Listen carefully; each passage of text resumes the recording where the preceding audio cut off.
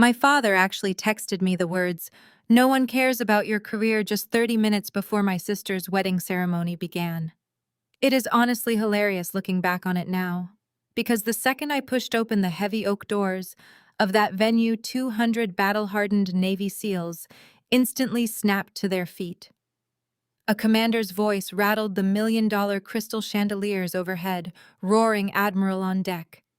And then there was absolute dead silence. My family's perfectly curated world completely shattered in real time.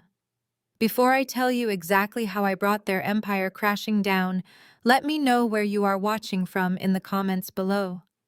Hit that like button and subscribe if you have ever been the family scapegoat who quietly built an untouchable life. The tires of my rented sedan crunched against the pristine white gravel of the sprawling Annapolis waterfront estate.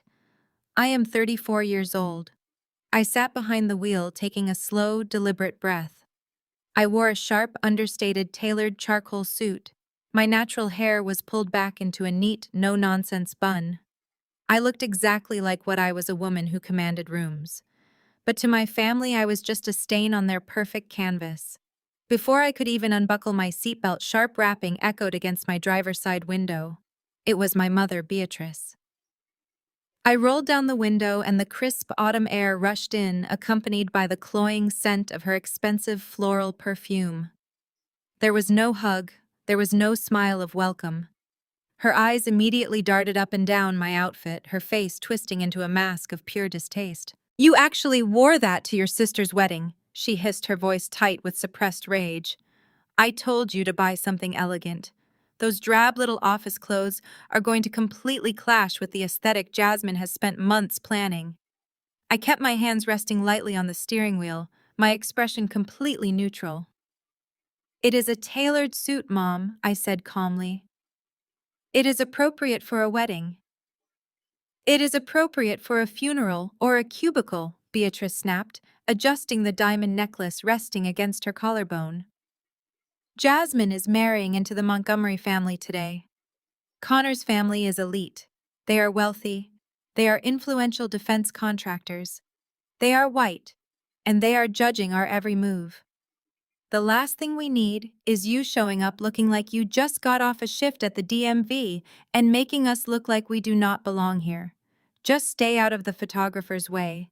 I do not want you ruining the background of the bridal portraits." Before I could formulate a response to her casual cruelty, my father Calvin stormed over. His tuxedo looked tight across his shoulders, and his face was already flushed with irritation. "What is this car doing blocking the main drive?" he barked, glaring at my sensible sedan. "Move this piece of junk to the overflow lot immediately." The overflow lot was 2 miles down the road, a muddy field they had hastily rented for the vendors and the less important guests. "I am a guest at this wedding, Dad," I replied, my voice steady. "I will leave the car for the valet." Calvin's face darkened. "Connor's family is arriving any minute," he growled, leaning down to put his face inches from mine. "They are important military contractors. We need the VIP spots for people who actually matter, not for you. Do not embarrass me today, Kendra. Move the car to the mud lot now." I did not argue. I simply opened the car door, forcing him to step back, and stepped out onto the gravel. I caught the eye of the head valet, a young black man in a crisp uniform whose name tag read Jamal. I held out my keys. Jamal stepped forward to take them. As the keys passed from my hand to his, the heavy covert JSOC challenge coin attached to my keyring caught the sunlight. It is a rare piece of metal issued only to the highest tiers of Joint Special Operations Command. Jamal's eyes locked onto the coin, the blood completely drained from his face. He recognized exactly what it was, and more importantly, what it meant about the person holding it. His posture rigidly snapped into perfect military alignment. He did not say a word, but the absolute reverence and fear in his eyes spoke volumes. He offered a sharp, subtle salute. "I will take care of this immediately, ma'am," he said, his voice trembling slightly. Without hesitation, Jamal slid into the driver's seat of my rented sedan and drove it straight up to the very front of the estate, parking it directly in the primary VIP spot, flanked by velvet ropes, a spot explicitly reserved for the governor. Calvin turned purple with rage. "What is that idiot doing?" he shouted, waving his arms. He assumed Jamal had just made a colossal mistake of incompetence. He started to march toward the valet stand, but I stepped in his path. "Leave him alone," I said coldly. "He is just doing his job." Calvin turned his fury back onto me. "This is exactly why you are a liability to this family," he spat out, lowering his voice so the arriving wealthy guests would not hear. "You always have to cause a problem. You could not just fall in line. We poured everything into Jasmine. She was our investment. We paid for her pageants, her elite social clubs, her networking events so she could secure a man like Connor. We drained your college fund to do it because you were never going to fit into this world. Joining the military was a ghetto liability. You threw your life away to be a grunt, and now you show up here expecting to be treated like royalty. You owe us for even allowing you on this property." I listened to his venomous words washing over me. I did not cry. I had stopped crying over Calvin and Beatrice decades ago. I simply raised my wrist and casually checked my encrypted tactical smartwatch, noting that my security detail was already in position. "I am well aware of what I owe this family," I replied smoothly. I walked past my seething parents and made my way toward the grand entrance of the estate. Standing at the top of the marble steps was Connor. He was sipping from a crystal tumbler, looking down at me with the kind of arrogant smirk reserved for men who have never been told no in their entire lives. He reached into his tailored jacket pocket as I approached and pulled out a thick leather folio. He shoved it directly against my chest, forcing me to take it. "What is this?" I asked, opening the folio to see an itemized catering bill for $12,000. "Your dad said you would cover the overflow hors d'oeuvres for the vendor tables, since you are staying in the cheap seats today," Connor sneered, taking a slow sip of his drink. He figured it was the least you could do to earn your keep. "Hope your little government desk job pays well enough to cover the shrimp cocktail." I looked at the astronomical bill, then looked back up at his smug, entitled face. I reached into my pocket and pulled out a heavy, solid titanium black card, setting it deliberately on top of the invoice. "It pays adequately," I said, my voice dropping to a dangerous, quiet tone. Connor scoffed, glancing down at the card. But as the sunlight hit the embossed metal and he recognized the tier of wealth required to even hold such an account, his smirk began to falter. A wave of profound confusion washed over his pale features. He opened his mouth to question me, but before he could speak, a shadow moved swiftly in the distant perimeter security line along the tree line. Someone was watching me closely, and the real war for my family's legacy had only just begun. My father actually texted me the words, "No one cares about your career," just 30 minutes before my sister's wedding ceremony began. It is honestly hilarious looking back on it now. Because the second I pushed open the heavy oak doors of that venue, 200 battle-hardened Navy SEALs instantly snapped to their feet. A commander's voice rattled the million-dollar crystal chandeliers overhead, roaring "Admiral on deck." And then there was absolute dead silence. My family's perfectly curated world completely shattered in real time. Before I tell you exactly how I brought their empire crashing down, let me know where you are watching from in the comments below. Hit that like button and subscribe if you have ever been the family scapegoat who quietly built an untouchable life. The tires of my rented sedan crunched against the pristine white gravel of the sprawling Annapolis waterfront estate. I am 34 years old. I sat behind the wheel, taking a slow, deliberate breath. I wore a sharp, understated, tailored charcoal suit. My natural hair was pulled back into a neat, no-nonsense bun. I looked exactly like what I was, a woman who commanded rooms. But to my family, I was just a stain on their perfect canvas. Before I could even unbuckle my seatbelt, sharp rapping echoed against my driver's side window. It was my mother, Beatrice. I rolled down the window, and the crisp autumn air rushed in, accompanied by the cloying scent of her expensive floral perfume. There was no hug. There was no smile of welcome. Her eyes immediately darted up and down my outfit, her face twisting into a mask of pure distaste. "You actually wore that to your sister's wedding?" She hissed, her voice tight with suppressed rage. I told you to buy something elegant. Those drab little office clothes are going to completely clash with the aesthetic Jasmine has spent months planning. I kept my hands resting lightly on the steering wheel, my expression completely neutral. It is a tailored suit, Mom, I said calmly. It is appropriate for a wedding. It is appropriate for a funeral or a cubicle, Beatrice snapped, adjusting the diamond necklace resting against her collarbone. Jasmine is marrying into the Montgomery family today. Connor's family is elite. They are wealthy. They are influential defense contractors. They are white, and they are judging our every move. The last thing we need is you showing up looking like you just got off a shift at the DMV and making us look like we do not belong here. Just stay out of the photographer's way. I do not want you ruining the background of the bridal portraits. Before I could formulate a response to her casual cruelty, my father Calvin stormed over. His tuxedo looked tight across his shoulders, and his face was already flushed with irritation.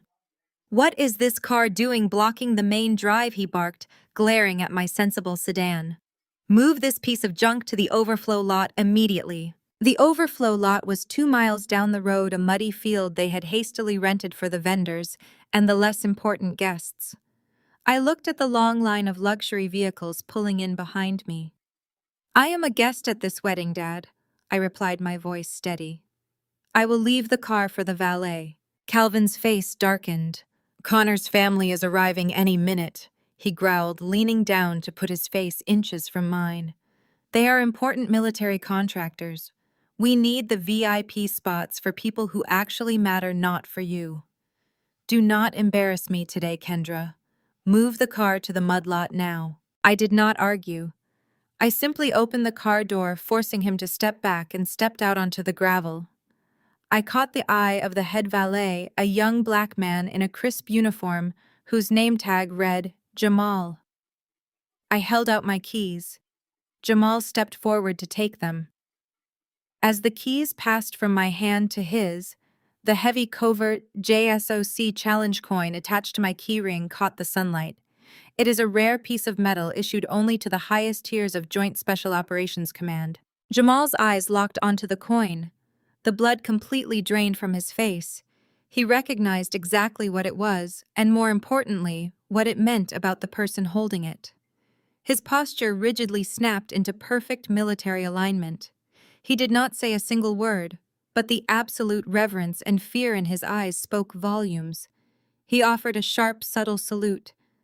I will take care of this immediately, ma'am, he said, his voice trembling slightly. Without hesitation, Jamal slid into the driver's seat of my rented sedan and drove it straight up to the very front of the estate, parking it directly in the primary VIP spot, flanked by velvet ropes, a spot explicitly reserved for the governor of Maryland. Calvin turned purple with rage. What is that idiot doing? He shouted, waving his arms wildly. He assumed Jamal had just made a colossal mistake of incompetence. He started to march toward the valet stand, but I stepped in his path, blocking his way. Leave him alone, I said coldly. He is just doing his job. Calvin turned his fury back onto me. This is exactly why you are a liability to this family, he spat out, lowering his voice so the arriving wealthy guests would not hear. You always have to cause a problem. You could not just fall in line. We poured everything into Jasmine. She was our investment. We paid for her pageants, her elite social clubs, her networking events, so she could secure a man like Connor. We drained your college fund to do it because you were never going to fit into this world. Joining the military was a ghetto liability. You threw your life away to be a grunt, and now you show up here expecting to be treated like royalty. You owe us for even allowing you on this property. I listened to his venomous words washing over me. I did not cry. I had stopped crying over Calvin and Beatrice decades ago when I realized their love was entirely transactional. I simply raised my wrist and casually checked my encrypted tactical smartwatch, noting that my security detail was already in position around the perimeter. I am well aware of what I owe this family, I replied smoothly. I walked past my seething parents and made my way toward the grand entrance of the estate. The massive waterfront property was crawling with security personnel, catering staff, and affluent guests dressed in designer gowns and bespoke suits. Standing at the top of the marble steps was Connor. He was sipping from a crystal tumbler, looking down at me with the kind of arrogant smirk reserved for men who have never been told no in their entire lives. He reached into his tailored jacket pocket as I approached and pulled out a thick leather folio. He shoved it directly against my chest, forcing me to take it. "What is this?" I asked, opening the folio to see an itemized catering bill for $12,000. "Your dad said you would cover the overflow hors d'oeuvres for the vendor tables since you are staying in the cheap seats today."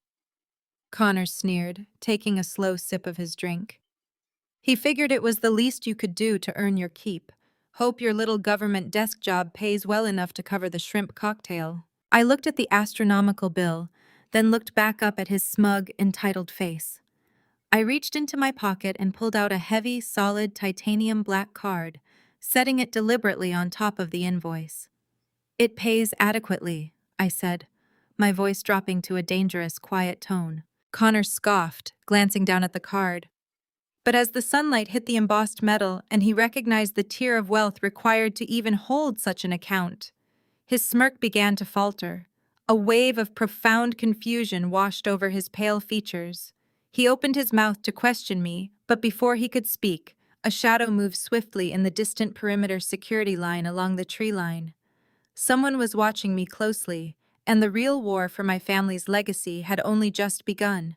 I stepped through the heavy venue doors, leaving the cool evening air and the mystery of the perimeter shadow behind me. The rehearsal dinner space was a masterclass in excessive wealth. Vaulted ceilings were draped in cascading white orchids, and $1 million worth of crystal chandeliers cast a warm golden glow over the room. I navigated through the maze of impeccably dressed guests, making my way to my assigned seat. I was not placed at the family table. I was not even placed with the extended relatives. I found my name card on a tiny, wobbly table tucked away in the darkest corner of the room, right next to the swinging kitchen doors. I was seated with the exhausted wedding planner and 2 junior photographers. From this vantage point, I had a clear, uninterrupted view of the head table. Beatrice and Calvin were practically bending over backward to laugh at whatever Connor's wealthy relatives were saying. They looked desperate to belong. It was a stark visual reminder of why I packed my bags and left for basic training at 18. I chose discipline and service while they chose social climbing. I sat quietly unfolding my napkin and ignoring the pitying glances from the event staff. I did not need their pity. My quiet moment was interrupted when Colonel Montgomery strutted over to the vendor table. Connor's father was a retired, highly decorated officer who carried himself like he still owned the military-industrial complex. He puffed out his chest, expecting the waters to part for him wherever he walked. He had come to the back, looking for an extra linen napkin, because a waiter had not moved fast enough to suit his liking. He snatched a napkin from an empty chair, and then his eyes locked onto me. He took in my tailored charcoal suit and the neat bun at the nape of my neck. He knew exactly who I was. I was Jasmine's sister, the one who joined the military instead of marrying a hedge fund manager. He assumed I was a low-level logistics clerk.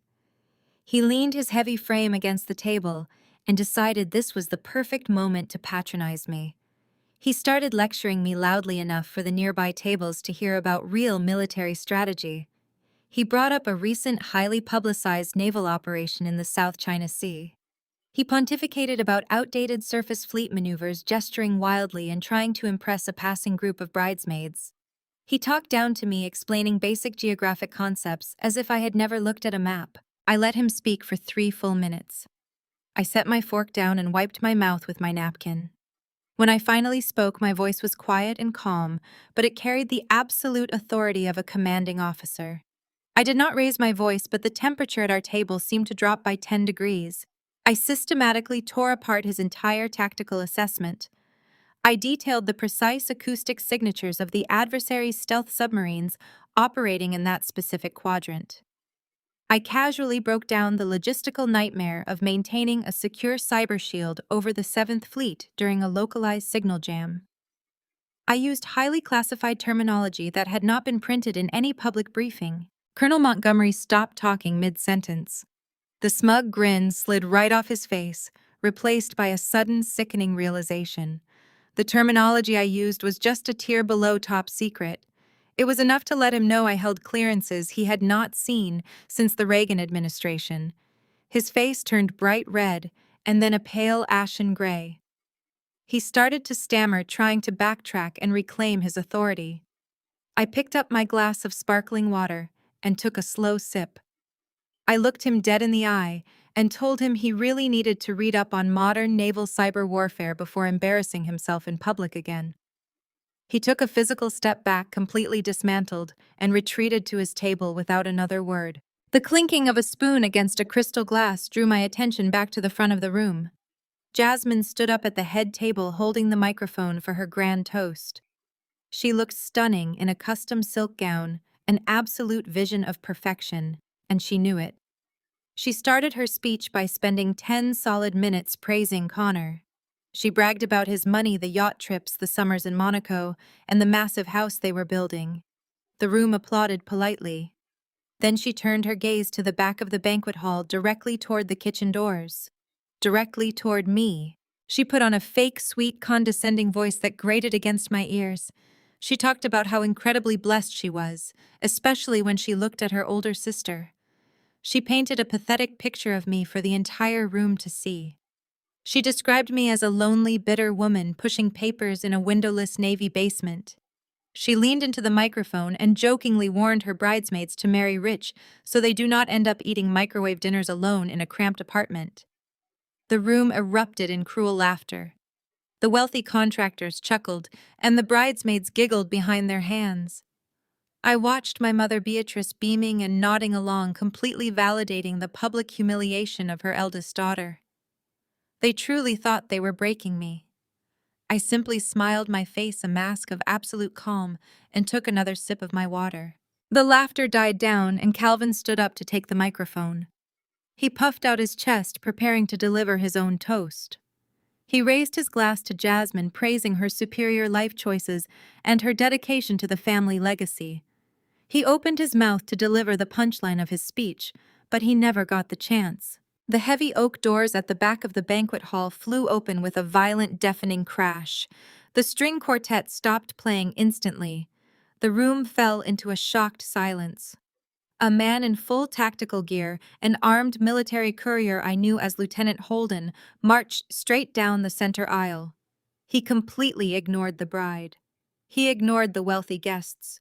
He ignored Calvin standing at the podium. He marched with terrifying purpose directly to the vendor table by the kitchen doors. He stopped squarely in front of me and placed a sleek biometric locked titanium briefcase right next to my dinner plate. Calvin was absolutely furious. His face turned a dangerous shade of purple.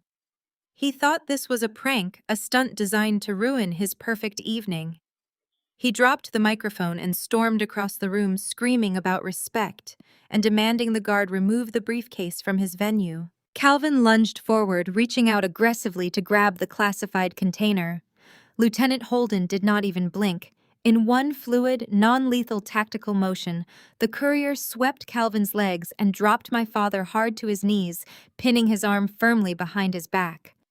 Calvin let out a shocked gasp of pain. The entire banquet hall screamed in absolute terror. Chairs scraped against the floor as people scrambled backward. Beatrice shrieked from the head table. I did not flinch. I did not stand up. I calmly reached out my hand and pressed my right thumb against the glowing scanner of the titanium briefcase. The rehearsal dinner was held in the estate's grand solarium, a sprawling glass-walled room dripping with imported white orchids and illuminated by thousands of floating candles. I was banished to a wobbly folding table near the swinging kitchen doors, seated directly between the exhausted wedding coordinator and two junior photographers.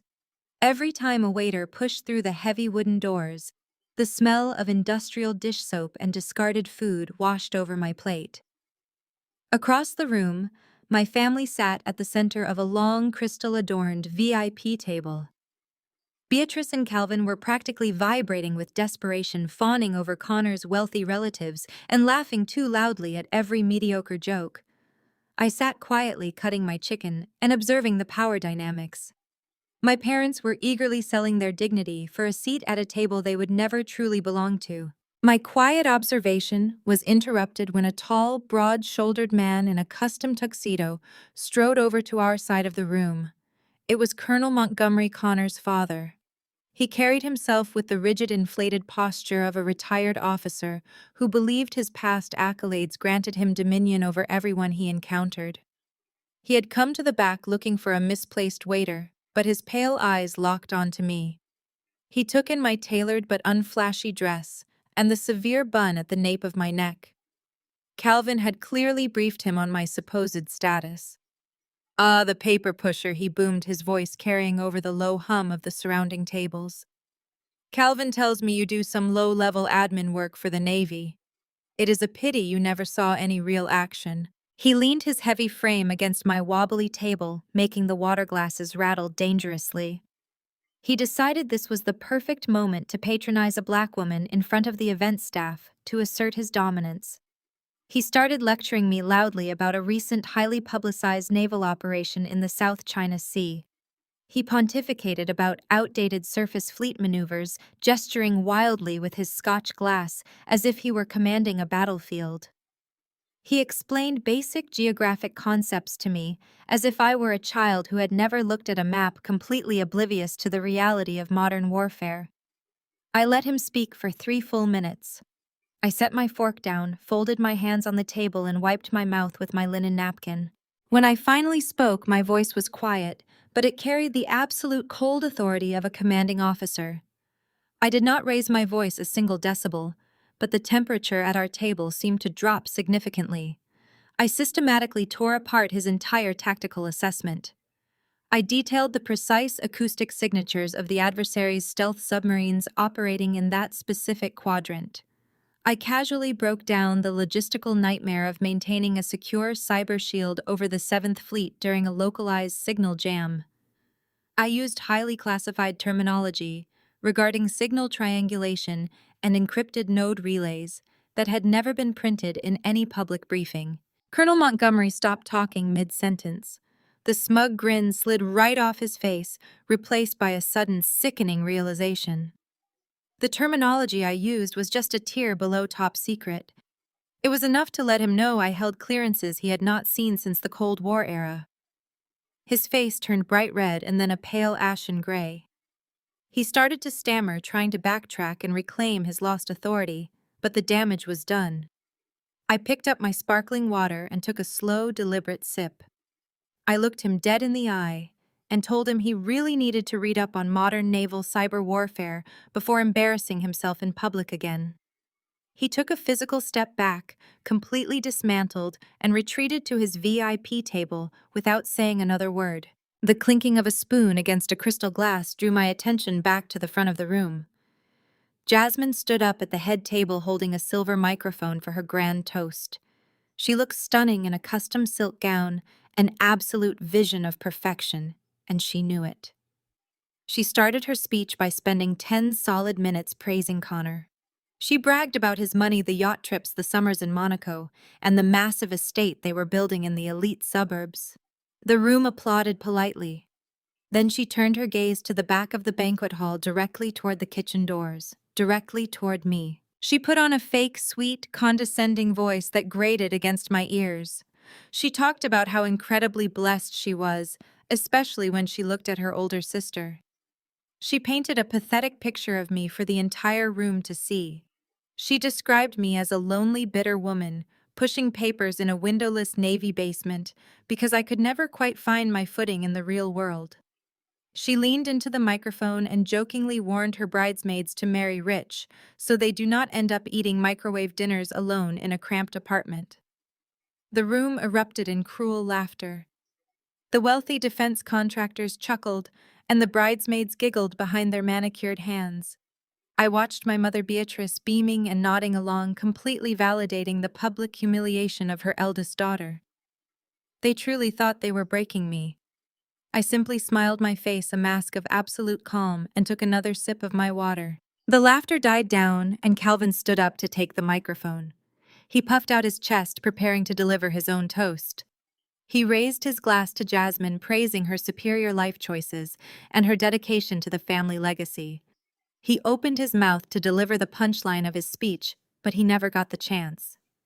The heavy oak doors at the back of the banquet hall flew open with a violent, deafening crash. The string quartet stopped playing instantly. The room fell into a shocked, dead silence. A man in full tactical gear, an armed military courier I knew as Lieutenant Holden, marched straight down the center aisle. He completely ignored the bride. He ignored the wealthy guests murmuring in confusion. He ignored Calvin, standing frozen at the podium. He marched with terrifying purpose directly to the vendor table by the kitchen doors. He stopped squarely in front of me and placed a sleek biometric locked titanium briefcase right next to my dinner plate. Calvin was absolutely furious. His face turned a dangerous shade of purple. He thought this was a prank, a stunt designed by me to ruin his perfect evening. He dropped the microphone and stormed across the room, screaming about respect and demanding the guard remove the briefcase from his venue immediately. Calvin lunged forward, reaching out aggressively to grab the classified container. Lieutenant Holden did not even blink. In one fluid, non-lethal tactical motion, the courier swept Calvin's legs and dropped my father hard to his knees, pinning his arm firmly behind his back. Calvin let out a shocked gasp of pain. The entire banquet hall screamed in absolute terror. Chairs scraped against the floor as people scrambled backward. Beatrice shrieked from the head table, dropping her champagne glass. I did not flinch. I did not stand up. I calmly reached out my hand and pressed my right thumb against the glowing scanner of the titanium briefcase. The heavy oak doors of the Grand Solarium closed firmly behind me, sealing out the cool Annapolis evening. I did not turn back to check on the shadow moving along the perimeter. My security detail operated with lethal efficiency, and any unauthorized presence in the tree line would be neutralized before the first course was served. I stepped fully into the rehearsal dinner venue, and the sheer volume of my family's financial desperation washed over me. The room was a sprawling, glass-walled cathedral dripping with thousands of imported white orchids. $1 million worth of crystal chandeliers cast a warm golden hue over the elite crowd. I bypassed the champagne tower and navigated through the maze of impeccably dressed guests, searching for my name card. I was not placed at the sprawling head table. I was not placed with the extended family. I was not even placed at the overflow guest tables. I found my assigned seat at a tiny, wobbly folding table tucked into the darkest corner of the room, right next to the swinging kitchen doors. My dining companions were the exhausted event coordinator and 2 junior photographers, frantically swapping memory cards. Every time a waiter rushed through the heavy wooden doors, the harsh smell of industrial dish soap and discarded appetizers washed over my plate. It was a calculated insult designed to remind me of my exact worth in my parents' eyes. From my exiled vantage point, I had a clear and uninterrupted view of the head table. Beatrice and Calvin were practically vibrating with desperation. They leaned across the table, fawning over Connor's wealthy relatives, laughing too loudly at every mediocre joke and nodding vigorously at every arrogant statement. They looked like exactly what they were, social climbers willing to sell their dignity for a seat at a table where they would never truly belong. I sat quietly unfolding my stiff linen napkin and observing the power dynamics. I did not feel humiliated. I felt entirely detached. My quiet observation was interrupted when a tall, broad-shouldered man in a custom tuxedo strode over to our side of the room. It was Colonel Montgomery Connor's father. He carried himself with the rigid, inflated posture of a retired officer who firmly believed his past accolades granted him absolute dominion over everyone he encountered. He had marched to the back of the room looking for a misplaced waiter to berate, but his pale eyes locked onto me instead. He took in my tailored but unflashy charcoal suit and the severe bun at the nape of my neck. Calvin had clearly briefed him on my supposed status. "Ah, the administrative girl," he boomed, his voice carrying over the low hum of the surrounding tables. "Calvin tells me you do some low-level logistics work for the Navy. It is a pity you never saw any real action. It builds character." He leaned his heavy frame against my wobbly table, making the water glasses rattle dangerously. He decided this was the perfect moment to patronize me in front of the event staff, to assert his dominance over the outcast daughter. He started lecturing me loudly about a recent, highly publicized naval operation in the South China Sea. He pontificated about outdated surface fleet maneuvers, gesturing wildly with his expensive Scotch glass, as if he were actively commanding a battlefield. He explained basic geographic concepts to me, as if I were a child who had never looked at a map, completely oblivious to the reality of modern multi-domain warfare. He spoke of blockades and show-of-force tactics that belonged in textbooks from 3 decades ago. I let him speak for 3 full minutes. I set my fork down, folded my hands neatly on the table, and looked directly up at him. When I finally spoke, my voice was quiet, but it carried the absolute cold authority of a commanding officer. I did not raise my voice a single decibel, but the temperature at our table seemed to drop significantly. Your tactical assessment relies on a surface visibility model that has not been relevant since the late 90s, Colonel, I said smoothly. You are completely ignoring the acoustic signatures of the adversary's stealth submarines currently operating in that specific quadrant. A surface blockade is a suicide mission without a secure cyber shield over the 7th Fleet during a localized signal jam. You cannot establish a perimeter when your encrypted node relays are susceptible to signal triangulation. Colonel Montgomery stopped talking mid-sentence. The smug, arrogant grin slid right off his face, replaced by a sudden sickening realization. The terminology I used was highly classified. It was the kind of tactical breakdown only discussed in windowless secure briefing rooms at the absolute highest levels of Joint Special Operations Command. It was enough to let him know immediately that he was completely out of his depth. His face turned bright red, and then a pale ashen gray. He started to stammer, his mouth opening and closing as he tried to backtrack and reclaim his lost authority. He looked at me as if he had just seen a ghost, realizing in real time that the woman sitting by the kitchen doors was not a low-level clerk. I picked up my glass of sparkling water and took a slow, deliberate sip. I suggest you read up on modern naval cyber warfare before embarrassing yourself in public again, Colonel, I said, my tone perfectly flat. He did not argue. He did not attempt another patronizing remark. He took a physical step backward, completely dismantled by a few quiet sentences. Sweating visibly under the chandelier lights, he turned and retreated rapidly toward his VIP table without looking back. I watched him go entirely unbothered and turned my attention back to my meal. The real performance of the evening was just about to begin. The sharp, piercing chime of a silver spoon striking a baccarat crystal flute cut through the low murmur of the banquet hall. Conversations immediately died down. Waiters froze in place holding silver trays of champagne. At the head table, Jasmine slowly rose to her feet. She was draped in a custom silk gown that probably cost more than the average American makes in a year. She held the microphone with the practiced ease of a pageant queen, absorbing the undivided attention of the room like a sponge. The spotlight shifted, catching the massive, flawless diamond on her finger. Jasmine began her toast with a syrupy sweet monologue dedicated entirely to the Montgomery family wealth. She spent the first 10 minutes practically reading Connor's financial portfolio aloud, under the guise of a romantic tribute. She gushed about their summer sailing off the coast of Monaco, the private jet flights to Aspen, and the sprawling 10-bedroom estate they were currently building in the most exclusive zip code in Maryland. She made sure everyone in the room understood exactly what she had secured: a permanent, unquestionable position in the 1%. Connor sat beside her, looking incredibly smug, raising his glass to acknowledge the polite applause. My mother Beatrice was practically glowing. She dabbed at dry eyes with a lace handkerchief, looking around the room to ensure all the wealthy guests were admiring her masterpiece of a daughter. This was the return on her investment. This was what she had drained my college fund to achieve. She had manufactured a high-society bride from scratch, and now she was reaping the social benefits. The polite applause faded, and Jasmine's smile shifted into something sharper. It was a predatory look cleverly disguised as sisterly affection. She turned her gaze away from the wealthy VIPs and looked past the center tables, past the towering floral arrangements directly toward the swinging kitchen doors. Directly at me.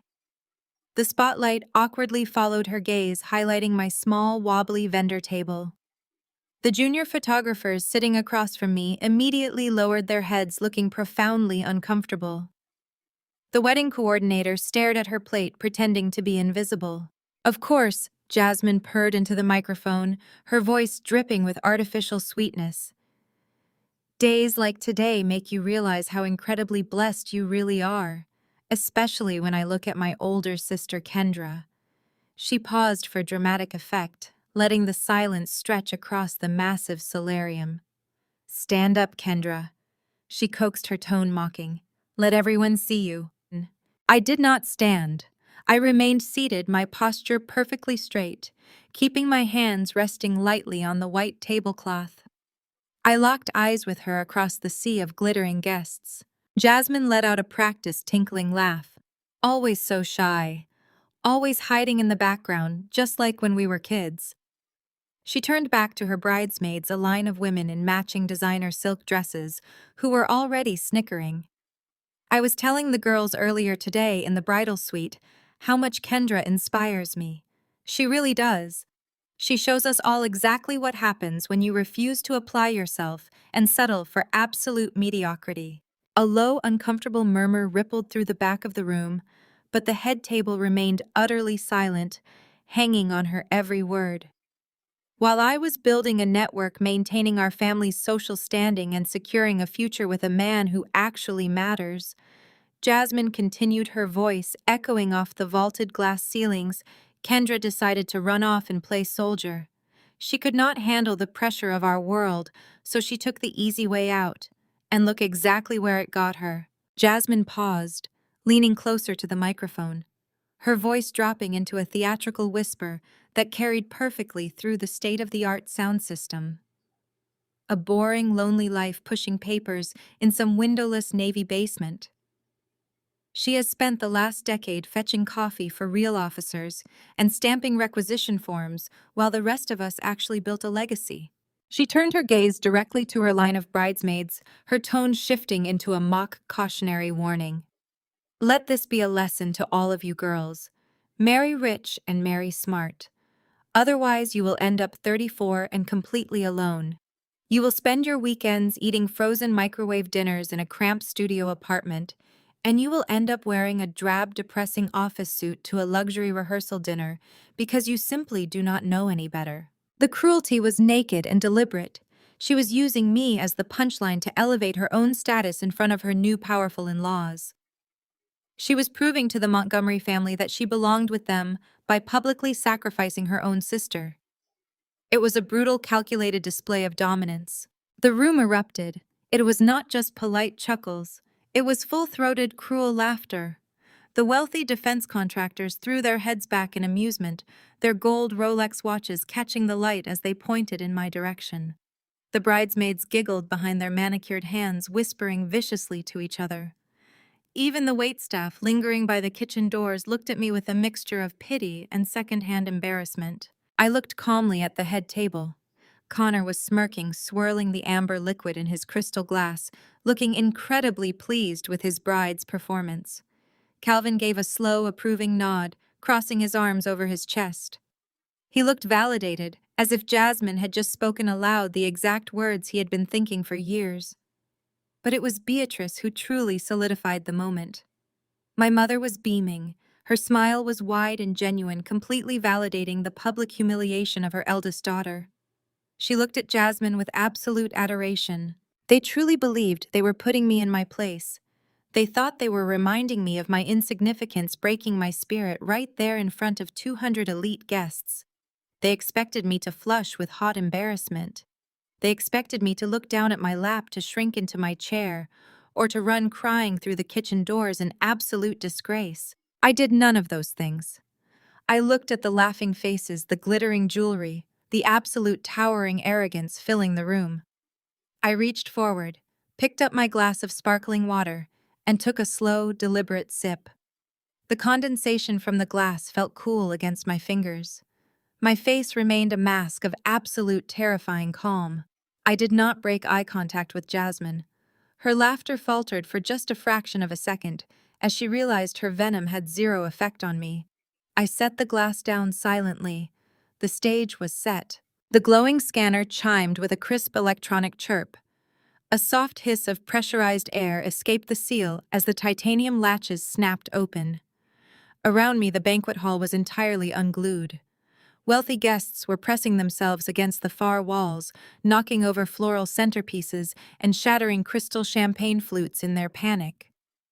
Beatrice was leaning over the head table, screaming my name as if I were the one holding a weapon.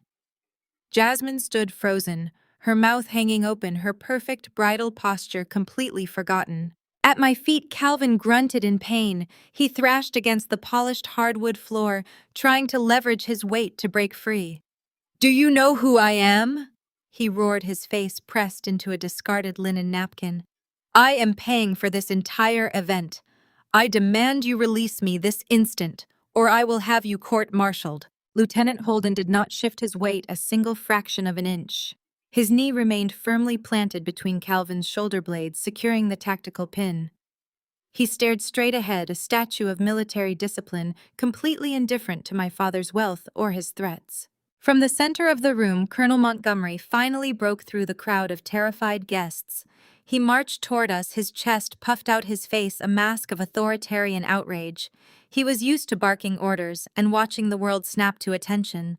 He stopped 3 feet from my wobbly vendor table, pointing a thick, commanding finger directly at Holden. "Stand down, soldier!" Montgomery barked, his voice echoing off the glass walls. "I am a retired colonel of the United States Armed Forces. You are assaulting a civilian at a private event. I am giving you a direct order to release that man and step away from the table." Holden did not even blink. He kept his eyes locked on the wall behind Montgomery. "Sir, with all due respect, I do not take orders from retired personnel," he replied, his voice mechanically calm. "I answer exclusively to the Director of Joint Cyber Operations." Montgomery scowled, his thick brow furrowing in deep confusion. "And who the hell is that?" he demanded, looking around the room as if expecting a 4-star general to step out of the kitchen. I lifted the heavy titanium lid of the briefcase.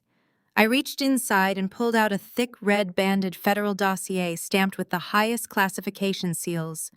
I let the heavy stack of documents drop onto the table with a resounding thud.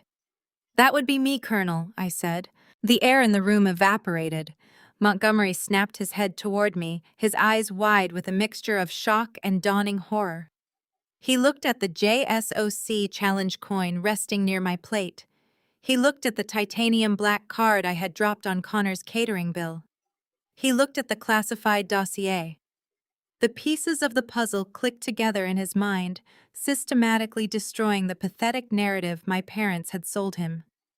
I was not a low-level clerk. I was not a paper pusher in a windowless basement. I was the architect of the digital infrastructure that held his entire industry together. "Holden, release him," I commanded quietly. "Yes, ma'am." Holden immediately stepped back, snapping into parade rest beside my chair. Calvin scrambled to his feet, gasping for air and clutching his shoulder. His custom tuxedo jacket was torn at the seam, and his perfectly combed hair was in disarray. He looked at me with pure venom, preparing to launch into another tirade about respect and family loyalty. I did not give him the chance. I slid the red-banded dossier across the table directly toward Colonel Montgomery. "I suggest you open that, Colonel," I said. "Though I imagine you already know what it contains. You have been ignoring the security warnings for 6 months." Montgomery hesitated, his hands suddenly trembling. He opened the folder and stared at the top page. The color completely drained from his face, leaving him looking pale and sickly under the warm chandelier light. Connor, realizing something was terribly wrong, pushed past Calvin and grabbed the document from his father's hands. "What is this?" Connor demanded, his arrogant smirk finally vanishing. "That is an immediate, federally mandated termination of all Department of Defense contracts with Montgomery Defense Solutions," I explained, leaning back in my folding chair. "Effective 20 minutes ago, your network infrastructure failed a blind penetration test conducted by my division. You left a critical backdoor open in your logistics software. A backdoor that compromised the acoustic signatures of 3 active naval fleets. Your company is not just losing its contracts, Connor. You are currently under investigation for gross criminal negligence. Federal marshals are actively seizing your corporate headquarters as we speak. The silence that followed was absolute. The Montgomery family empire, the source of their unimaginable wealth, the foundation of their elite social status, was entirely gone. Erased by a single tactical audit I had authorized from my desk. The yachts, the summers in Monaco, the massive 10-bedroom estate Jasmine had just spent 10 minutes bragging about, all of it was built on fraudulent security compliance. And now the accounts were frozen. They were financially ruined. Connor dropped his crystal tumbler. It hit the hardwood floor, shattering into 100 pieces. He stared at me, his mouth opening and closing, without producing a single sound. The $12,000 catering bill he had shoved into my chest suddenly felt like a massive, unpayable debt. At the head table, Jasmine let out a piercing, hysterical shriek. She hiked up her custom silk gown and ran down the center aisle, her heels clicking wildly against the wood. "You planned this!" she screamed, pointing a manicured finger at me, tears ruining her flawless makeup. "You did this today on purpose. You are just jealous of me. You wanted to ruin my wedding." I looked at my sister, completely untouched by her theatrical meltdown. "I do not schedule federal raids around your hors d'oeuvres, Jasmine," I replied, my tone dangerously calm. "The United States government does not revolve around your country club aesthetic." Beatrice rushed forward, grabbing Jasmine by the shoulders, trying to shield her from the public humiliation. She looked at Connor, then at the colonel, begging them to say it was a mistake, pleading with them to confirm that their wealth was still intact. But Montgomery just stared at the floor, a broken man. Then Calvin stepped forward. His face was no longer purple with rage, it was completely ash-white. He looked at Connor, his eyes wide with a new profound terror. A terror that had nothing to do with being tackled by a military courier. "Connor." Calvin stammered, his voice barely a whisper. "The bridge loan, the manufacturing expansion funds. I transferred our entire liquid capital into your firm's holding accounts yesterday morning to secure the real estate venture." Connor slowly lifted his head, meeting my father's panicked gaze. His eyes were hollow. Calvin realized his devastating mistake in real time. He had not just paid for a lavish wedding. He had secretly merged the entire Wilson family fortune with the Montgomery empire to double his money and secure his place in the 1%. Now every single penny was frozen in a federal criminal investigation. My father had tied his entire legacy to a sinking ship, and the water was rising fast. The sharp sound of shattered glass echoed through the bridal suite. Jasmine had just hurled a crystal champagne flute against the imported silk wallpaper. It was 8 in the morning on the day of the wedding, and the Montgomery family's financial implosion was no longer a quiet boardroom secret. It was a very loud, very public reality playing out in real time. Connor was pacing at the far end of the suite, his face pale, his phone pressed desperately against his ear. He was shouting at an automated banking system, demanding to speak to a human wealth manager who had likely already been escorted out of their corporate offices by federal agents. His unlimited black cards, the ones Jasmine had spent the entire rehearsal dinner bragging about, were declining across the board. Every single transaction was bouncing back with a hard-coded federal stop. Beatrice was hovering around Jasmine, trying to dab away her daughter's tears with a tissue to save the makeup artist's meticulous work. "It has to be a bank error," Beatrice insisted, her voice shrill with absolute denial. "Connor, call the Platinum Desk again. Tell them exactly who you are. Do not let some call center employee put you on hold." "I have called them 6 times." Beatrice. Connor snapped violently, running a hand through his perfectly styled hair. "The accounts are locked. All of them. Personal, corporate, offshore holding. Everything is under a federal freeze. I cannot even buy a cup of coffee right now." Calvin sat heavily on a velvet chaise lounge, looking like a man who had aged 20 years overnight. The horrifying truth of his own greed had fully settled into his bones. By transferring the Wilson family's entire liquid assets into the Montgomery holding accounts, Just 24 hours earlier, to secure a promised real estate venture, he had willingly placed his own fortune directly into the blast radius of a federal criminal investigation. He had no access to cash. He had no leverage. He was completely bankrupt. Before Calvin could formulate a response, the heavy double doors of the bridal suite swung open. Henri, the temperamental and highly expensive lead florist, marched in his face, flushed with extreme indignation. He completely ignored the tense atmosphere, the crying bride, and the panicked groom. He zeroed in on Connor. "The final wire transfer for $25,000 just bounced," Henri announced, crossing his arms firmly over his chest. "The custom white orchid archway for the altar is fully assembled on the south lawn, but my team will not secure a single stem until the balance is cleared. I need a working credit card immediately, or my crew is packing up the flowers and leaving." Jasmine let out another theatrical wail, clutching the lapels of her custom silk robe. "You cannot take the archway, Henri. The photographer needs that exact setup for the Vogue feature. Connor, just give him another card. Tell them to run it again." Connor looked at the floor, refusing to meet his bride's frantic eyes. "I just told you, Jasmine, I have nothing that works right now. My entire portfolio is frozen." "Then Dad will pay for it," she demanded, pivoting her intense entitlement toward our father without missing a beat. "Dad, just write him a check right now. We are not doing the ceremony without the orchids. It will ruin the entire aesthetic." Calvin rubbed his temples, avoiding her demanding gaze. "Jasmine, I cannot write a check. The money I transferred to Connor's father was everything.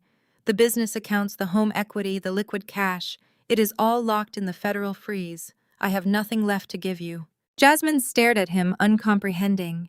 The concept of being told no was so entirely foreign to her that her brain literally could not process the information. For 28 years, Calvin and Beatrice had bent reality to accommodate her whims. When Jasmine wanted a brand new luxury sedan at 16, they quietly pulled the funds from my college savings account. When she decided she wanted to study abroad in Paris, because all her pageant friends were doing it, they took out a second mortgage. They had never once allowed her to face the consequences of financial limitation. I stepped quietly into the suite, closing the heavy doors behind me. I was dressed in a sharp, tailored ivory pantsuit, an outfit I had chosen specifically because Beatrice had explicitly forbidden me from wearing anything that might draw attention away from the bride. I leaned casually against the doorframe, watching the absolute chaos unfold with clinical detachment. "This is entirely your fault," Jasmine shrieked, pointing a shaking, perfectly manicured finger directly at me as soon as she noticed my presence. "You did this to me. You froze the accounts. You ruined my wedding day because you are a jealous, bitter spinster." I checked my tactical smartwatch. "I am the Director of Joint Cyber Operations, Jasmine. I identify national security threats. Your fiancé's family company left a glaring vulnerability in the Department of Defense network and actively tried to cover it up to secure a billion-dollar naval contract. I simply signed the audit report. The Department of Justice froze the accounts.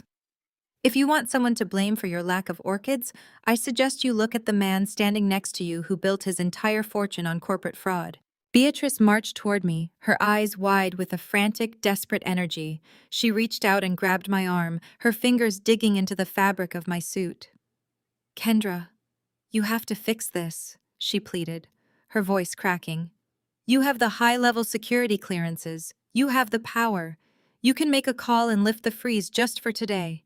Just long enough for us to pay the vendors and get through the ceremony.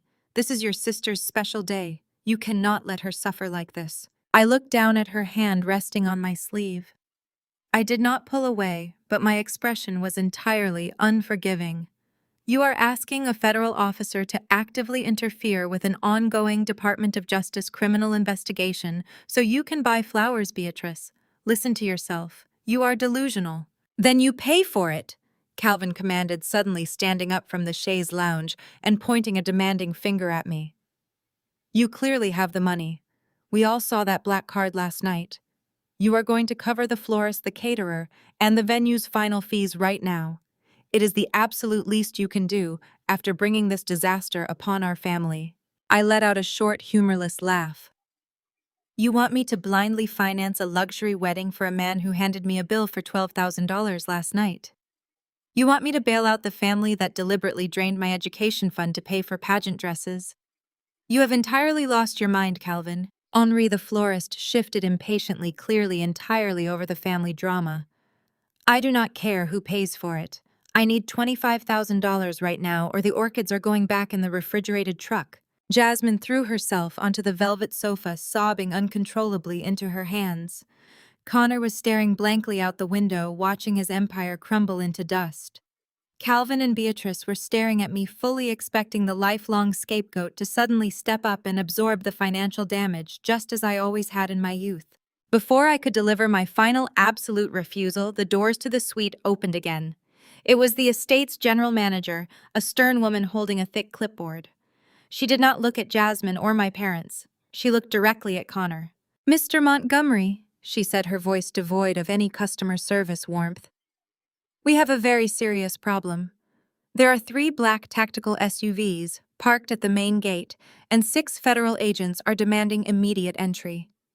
They have a warrant to seize all luxury vehicles and gifted assets on the premises." The general manager's words triggered absolute bedlam within the bridal suite. Jasmine rushed to the Juliet balcony, letting out a guttural, horrifying scream as she looked down at the pristine front lawn of the estate. A convoy of armored federal vehicles had crashed the gates, parking haphazardly across the manicured grass. Heavily armed agents wearing windbreakers emblazoned with FBI and DOD insignia were already pouring out unrolling yellow crime scene tape across the grand driveway and securing the perimeter exits. Connor did not stay to comfort his hysterical bride. He shoved past the furious florist and sprinted toward the back service staircase, desperately attempting to salvage whatever physical assets or encrypted hard drives he could before the seizure warrant was executed on his luxury vehicles. I stepped out of the suffocating atmosphere of the bridal suite and into the quiet elegance of the corridor, giving the federal agents a clear operational path to the room. I leaned against the silk-lined wall, checking the encrypted updates on my smartwatch. The raid was proceeding with perfect surgical precision. I barely had a moment of silence before the heavy mahogany doors of the suite banged open again. Beatrice stormed out into the hallway, her face flushed and her breathing ragged. She marched directly toward me, the heels of her designer shoes sinking deep into the imported runner. Without a word of greeting, she lunged forward and clamped her hand around my forearm. Her grip was painfully tight, her manicured nails digging sharply into the tailored fabric of my ivory pantsuit. "You are going to fix this right now," Beatrice hissed, her voice dropping to a frantic, venomous whisper. "You have savings, Kendra. You have a government pension. You have a 401k. I know you do because you live like a pauper and never spend your money on anything worthwhile." I stared down at her hand clutching my arm. I did not flinch, nor did I pull away. I simply maintained a deadpan, unblinking stare until she nervously loosened her grip. She dropped her hand, but she refused to step back, clinging desperately to her delusion. "You will call your bank immediately," she commanded, her eyes wild with a terrifying mixture of panic and maternal entitlement. "You will liquidate your retirement accounts and wire the funds directly to the venue manager. You will pay the florist, and you will cover the catering balance. It is your absolute duty as her sister to save this day. You have no husband, no children, and no family of your own to spend it on anyway. You owe this to us."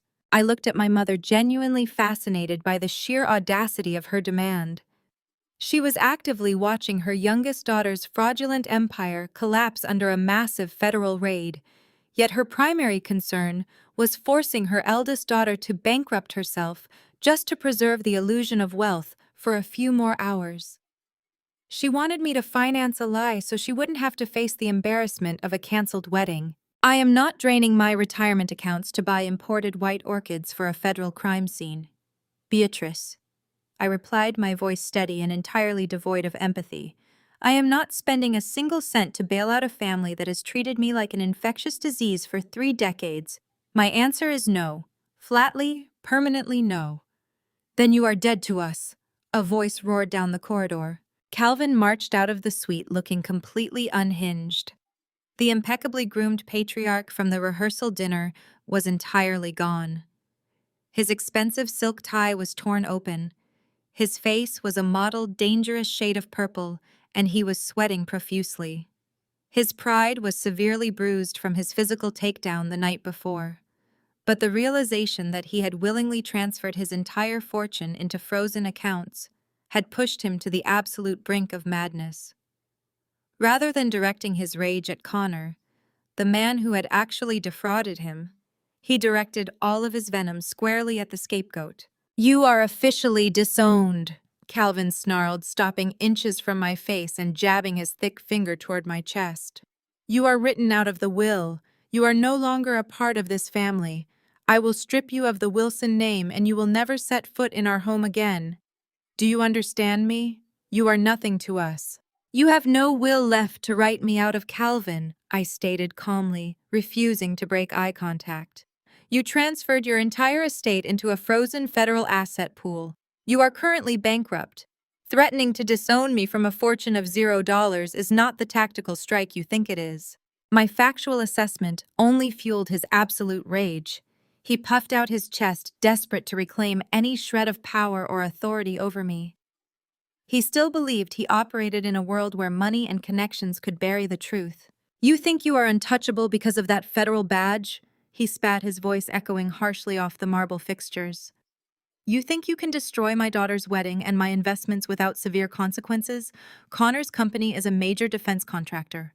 They have powerful lobbyists. They have senators on speed dial. I promise you, by tomorrow morning, Montgomery Defense Solutions will file a formal, devastating complaint directly to your commanding officers." He leaned in closer, his breath hot and ragged, trying to physically intimidate me. "We will accuse you of a gross abuse of power. We will say you fabricated this entire audit out of petty sibling jealousy to ruin a private family event. They will strip you of your security clearance, Kendra. We will get you court-martialed for conduct unbecoming an officer, and I will personally sit in the gallery and smile while they lock you in a military prison for the rest of your pathetic life." I stood in the opulent hallway listening to the man who was supposed to be my father lay out his elaborate fantasy of my total destruction. I looked at his red, vein-popping face. I looked at my mother, who was nodding along with him, her eyes shining with vindictive, desperate hope. They genuinely believed that the Old Boys Club of corporate defense contractors would protect them from a national security breach. I let out a genuine icy laugh. The sound was sharp and unbothered, cutting through their heavy threats and echoing down the empty corridor. "You can certainly try." Calvin's face was still contorted in a mask of purple rage, his finger hovering inches from my chest when the heavy double doors at the far end of the corridor violently swung open. The harsh sound echoed like a gunshot against the marble floors. Connor marched toward us, his perfectly tailored wedding tuxedo jacket discarded and his silk bow tie hanging loosely around his neck. He looked like a man who had just watched his personal kingdom burn to ash. The smug, untouchable air from the rehearsal dinner had been completely erased, replaced by a desperate cornered animal. Behind him flanked three massive men in dark suits. They were his private security detail, highly paid ex-military mercenaries, hired specifically to intimidate anyone who inconvenienced the Montgomery family. Connor zeroed in on me, his eyes bloodshot and frantic. He shoved past my mother, ignoring her entirely, and stopped a few feet away, shielding himself behind his wall of muscle. He pointed a shaking hand at me, projecting every ounce of his ruined ego onto my presence. "You," he snarled, his voice cracking with unhinged fury. "You are a virus. You come in here with your bad energy, your pathetic jealousy, and you ruin the most important day of my life." I looked at him, completely unfazed by his tantrum. "Your accounts are frozen because your company committed federal fraud." "Connor," I replied, my tone perfectly flat. "Your financial ruin has absolutely nothing to do with my energy and everything to do with your gross criminal negligence." He did not care about facts. He only cared about optics control and finding a scapegoat to absorb his humiliation. He pointed a shaking finger at me, his face twisting into an ugly sneer. "I want her out. She does not belong here. She never belonged here. Get this paper pusher off my property," he spat, turning his back to me as if I were a piece of trash to be swept away. The lead mercenary, a hulking man with a thick beard and a cauliflower ear, stepped forward. He moved with the aggressive confidence of a man used to bullying civilians. He reached out with a massive calloused hand, intending to grab me by the shoulder and physically drag me toward the service exit. Before his fingers could even brush the fabric of my suit, Lieutenant Holden materialized from the shadows of the alcove. Holden moved with terrifying silent speed. He did not shout a warning. He did not hesitate. He simply intercepted the mercenary's thick wrist, applied a brutal joint lock, and twisted his entire body weight downward. The massive security guard let out a choked gasp of pain, his knees buckling instantly, as Holden pinned his arm behind his back at an unnatural angle. One wrong breath promised an immediate and severe dislocation. The other two mercenaries reacted on pure instinct. They reached inside their custom-tailored jackets, their hands gripping the handles of their concealed weapons. It was a fatal miscalculation. I did not raise my voice, but the absolute lethal authority in my tone froze the entire corridor. "If you unholster those weapons," I stated clearly, articulating every single syllable, "you will be aiming firearms at a commissioned officer of the United States military and a federal agent operating under an active Department of Justice warrant. That is a federal offense. You will not be fired. You will be neutralized." The mercenaries froze, their hands hovering rigidly inside their jackets. They looked down at Holden, recognizing the distinct, flawless posture of an elite Tier 1 operator holding their leader in a completely inescapable lock. Then they looked at me. They were highly paid muscle, but they were not stupid. They knew the fundamental difference between a wealthy brat's temper tantrum and a legitimate federal operation. Slowly and carefully, they raised their empty hands and took a deliberate step backward, surrendering the space. Connor spun around, his arrogant dismissal evaporating into pure shock as he saw his lead guard kneeling on the floor and the other two actively backing down. "What are you doing?" he screamed at his men, his voice pitching high with panic. "I pay you. Remove her." I stepped gracefully around the kneeling guard and walked directly up to Connor. He instinctively took a step back, his shoulder blades hitting the mahogany-paneled wall. He was trembling. "You do not own this property anymore, Connor," I said, my voice dropping to a sharp clinical register. "As of 0800 hours this morning, this estate, along with all liquid assets, vehicles, and offshore accounts tied to Montgomery Defense Solutions, has been seized under the Racketeer Influenced and Corrupt Organizations Act. You are currently standing on federal property." Beatrice let out a muffled sob, pressing both hands tightly over her mouth. Calvin looked like he might actually have a massive cardiac event right there on the imported Persian rug. His transferred fortune was not just frozen by a bank error. It was actively being seized by the United States government. The millions he had stolen from my future to finance Jasmine's extravagant lifestyle had just been legally confiscated. Connor stared at me, his chest heaving in rapid, shallow breaths. "You cannot do this," he whispered, a pathetic break in his voice. "We have lawyers. We have powerful people. We make phone calls and things disappear." "Your powerful people are currently being indicted," I replied smoothly, adjusting the cuffs of my ivory blazer. "And your lawyers are actively refusing your calls because your retainer checks bounced an hour ago. You have nothing left to leverage." Suddenly, the loud, unmistakable screech of a heavy-duty police megaphone echoed from the front lawn, cutting violently through the thick glass windows of the corridor. "Connor Montgomery, Calvin Wilson, step out of the residence immediately, with your hands empty and visible." Beatrice shrieked, dropping to her knees. Calvin slumped heavily against the wall, his eyes wide with absolute terror. I simply turned away from their shattered expressions, faced the grand marble staircase, and prepared to watch my family face the devastating, inescapable reality of their own choices. The booming mechanical echo of the police megaphone from the front lawn hung in the air, vibrating against the crystal sconces lining the hallway walls. The sheer magnitude of the reality crashing down upon the Montgomery estate was entirely too much for Connor's fragile, pampered psyche to process. His brain violently rejected the federal mandate. He could not stop the armed agents dismantling his empire outside, so his frantic, bloodshot eyes darted around the corridor until they locked onto the one person he mistakenly believed he could still control. He pointed a violently shaking finger directly at my chest, his face twisting into a mask of unhinged, desperate malice. "Grab her!"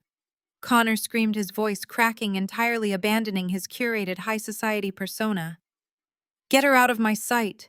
Throw her out the back doors! Toss her to the feds! I do not care. Get this arrogant paper pusher off my property right now." The two remaining members of his private security detail immediately stepped away from the wall. They were massive, hulking men, former military operators, who had traded their service uniforms for custom-tailored dark suits and lucrative private sector paychecks. They moved with the aggressive, synchronized precision of men who were highly accustomed to physically intimidating civilians, journalists, or anyone else who posed a minor inconvenience to the Montgomery family. Their heavy tactical boots thudded rhythmically against the imported silk runner as they closed the distance between us. I did not flinch. I did not take a step backward. I did not raise my hands to defend myself. I remained standing perfectly still in my tailored ivory pantsuit, my posture completely relaxed. I simply turned my head and locked my gaze entirely on the lead guard as he reached out with two thick, calloused hands to grab me by the shoulders. His name was Vaughn. I knew his name because I knew the operational history of every single mercenary on the Montgomery payroll. He had served 2 tours in a specialized infantry unit before moving to the private sector. As his massive hands closed the final few inches toward my collarbone, I tilted my chin up and looked him dead in the eye. I stripped away the polite civilian mask I had worn all evening and let the absolute freezing authority of my actual rank flood into my stare. Vaughn froze. It was not a gradual stop.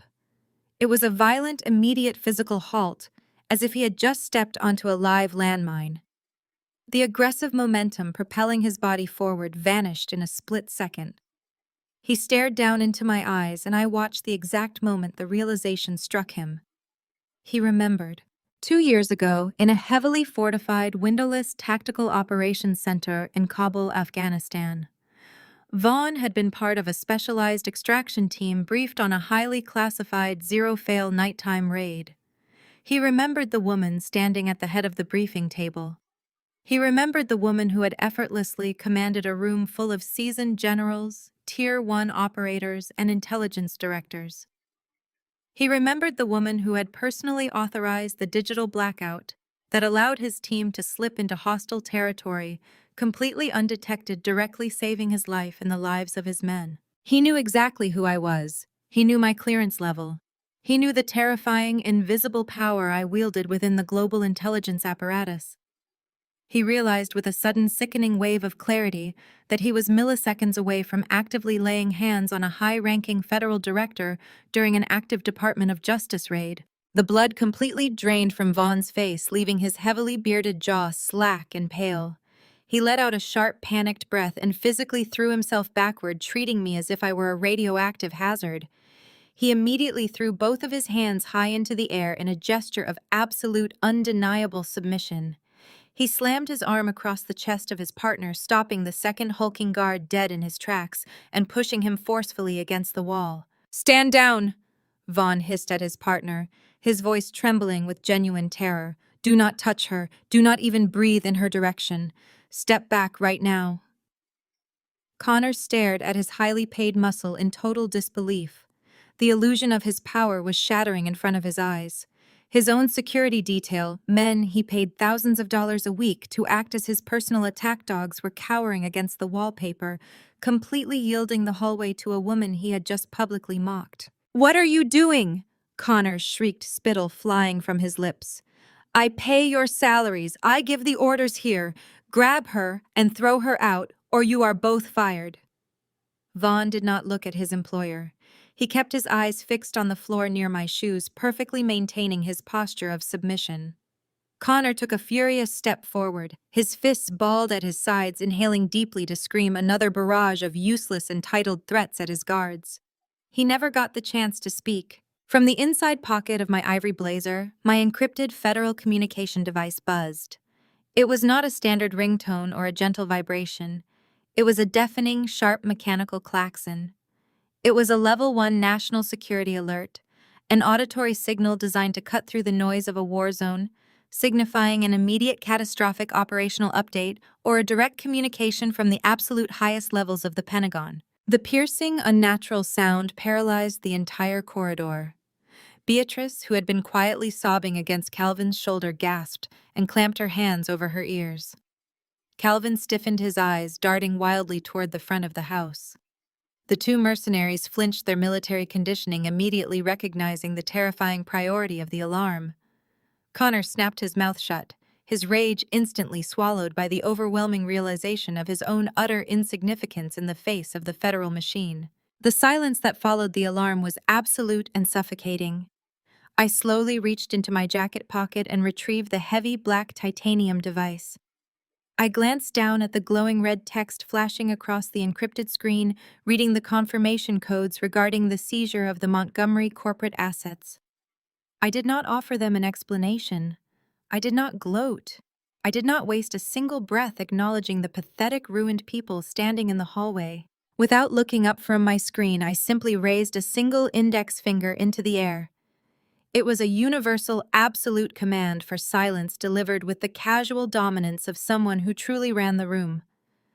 I let the gesture hang in the cold air for a fraction of a second, ensuring they all understood exactly how entirely irrelevant their existence had become to me. I smoothly turned my back on them, effectively erasing them from my operational focus. I walked with measured, unhurried steps toward the heavy oak doors of Connor's private study at the end of the hall. I pushed the doors open, stepped into the dark, quiet room, and pulled the doors firmly shut behind me, leaving my family entirely alone to face the absolute devastation they had built for themselves. The heavy brass lock of the mahogany door clicked into place with a satisfying, absolute finality. Immediately, the hysterical shrieks of my mother and the furious, impotent pounding of Connor's fists were reduced to a muffled, pathetic background hum. I stood in the center of Connor's private study, a room dripping with the very extravagance his fraudulent defense contracts had paid for. Floor-to-ceiling bookshelves lined the walls filled with leather-bound volumes that had clearly never been opened. The scent of aged scotch and expensive cigar smoke hung heavy in the air. I ignored all of it. My focus was singular and sharp. I stepped toward the massive oak desk, reached underneath the false bottom of the lower cabinet, and pulled out the matte black titanium briefcase I had strategically hidden there during the rehearsal dinner the night before. I always planned ahead. I placed the heavy briefcase flat on the center of the desk, sweeping aside Connor's silver monogrammed letter opener and a stack of meaningless seating charts to make room. I pressed my right thumb against the biometric scanner embedded in the reinforced handle. A tiny LED indicator flashed from red to a steady green, and the dual pressure locks disengaged with a sharp hiss of pressurized air. I flipped the lid open. Inside was not a standard commercial laptop, but a customized hardened tactical terminal designed exclusively for the Department of Defense. I quickly unfolded the articulated satellite antenna, placing it near the reinforced glass of the south-facing window to secure an optimal line of sight. I keyed in my 16-digit alphanumeric sequence followed by a retinal scan. The terminal hummed to life. Lines of encrypted code cascaded down the dual screens in rapid succession as the system executed its localized handshake protocols, bouncing my signal off 3 separate military satellites before establishing a direct, untraceable uplink to the Pentagon. The primary screen flickered, shifting from lines of green code to a high-definition video feed. The chaotic, adrenaline-fueled command center of the Joint Cyber Operations Hub in Arlington materialized before me. General Vance, a man whose permanent scowl could strip the paint off a battleship, leaned forward into the camera frame. Flanking him were the Undersecretary of Defense and my lead tactical analyst, Reynolds. They were not smiling. The Level 1 alert I had received in the hallway was not a mere confirmation of the physical raid outside. It was an active, rapidly escalating digital crisis. Director Wilson, General Vance barked, skipping any pleasantries or formalities. Montgomery's offshore servers just initiated a scorched earth protocol. The exact moment the physical FBI teams breached the front gates of the estate, an automated deadman switch was triggered deep within their primary network. They are actively attempting to purge 7 terabytes of classified naval schematics and highly incriminating financial ledgers. If that data is completely wiped, we lose the entire paper trail connecting Montgomery Defense Solutions to the compromised submarine contracts. We need a hard override, and we need it 90 seconds ago. This was exactly where I belonged. For the next 20 minutes, the absurd family drama occurring just on the other side of the mahogany door ceased to exist. I was no longer the disappointing spinster sister standing in a wedding venue. I was the director of joint cyber operations, and I was entirely in my element. I pulled up the network topology map on my secondary screen, my fingers flying across the mechanical keyboard with blistering practice speed. Reynolds had already isolated the origin of the purge command. It was routing through a heavily shielded proxy server in the Cayman Islands, masking its digital signature through a complex labyrinth of international shell corporations. I bypassed the standard commercial firewalls, utilizing a deeply buried backdoor vulnerability my team had planted in Montgomery's architecture weeks ago during our initial covert audit. Connor's private cybersecurity team was incredibly expensive, but they were fundamentally lazy. They relied heavily on automated defense scripts and predictable commercial software to protect their assets. They were completely unprepared to counter a targeted state-sponsored cyber offensive led by a specialized military unit. I initiated a counter-protocol flooding their Cayman proxy servers with a massive synchronized influx of ghost data requests.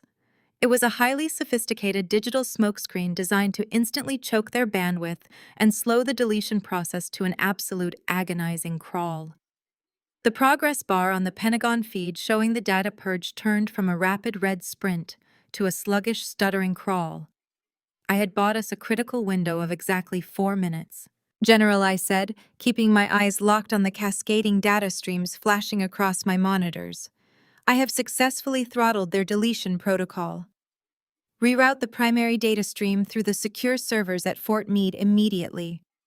I am going to manually sever the connection between the Cayman's proxy and their local mainframe. The moment I cut the hard line, they will be locked out of their own system permanently, and you will have full, unrestricted access to the uncorrupted files." "Do it." Director General Vance ordered, the tension in the operations center palpable even through the encrypted video feed. I executed the final decisive sequence of commands. I watched the screens intently as the digital bridges connecting Connor's fraudulent empire to its offshore safety net were systematically severed, burning them down to digital ash.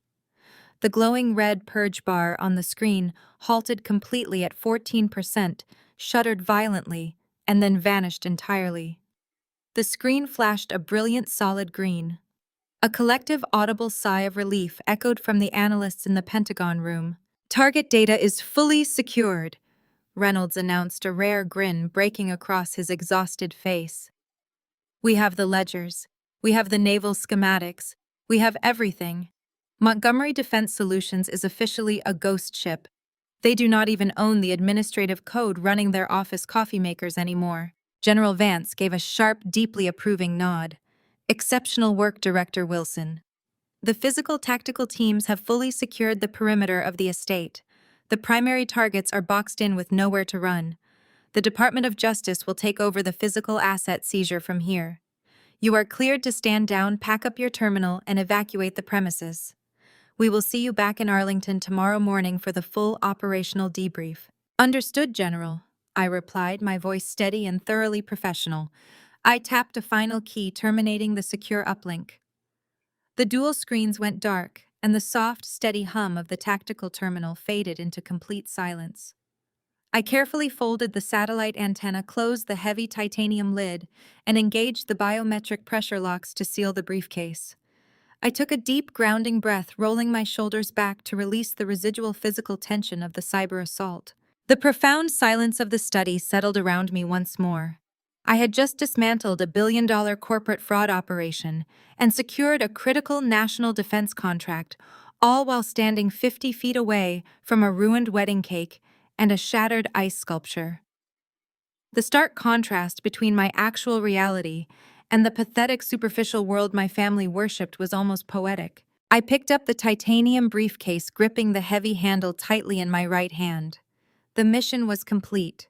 It was time to unlock the door and walk through whatever miserable wreckage I had left behind in the hallway. The heavy oak door of the study muffled the hysterical screams from the hallway, but it could not block out the sudden, urgent blinking of a secondary alert on my tactical terminal.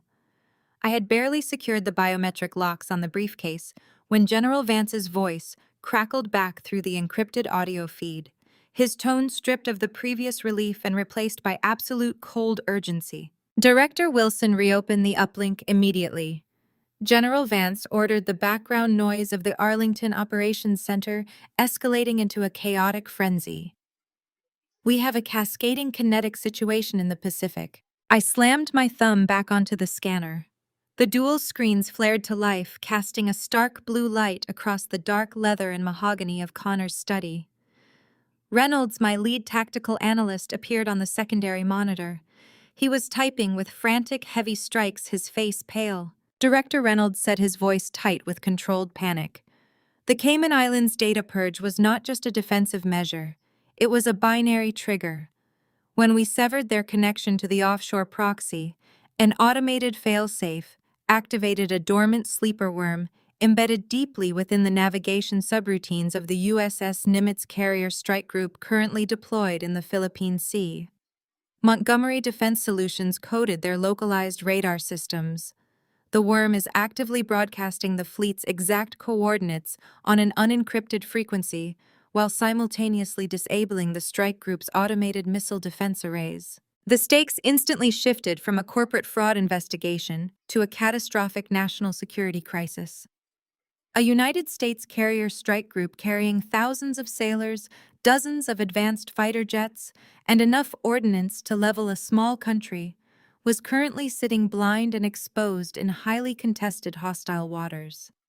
Montgomery's sloppy, outsourced corner-cutting coding had not just defrauded the American taxpayer.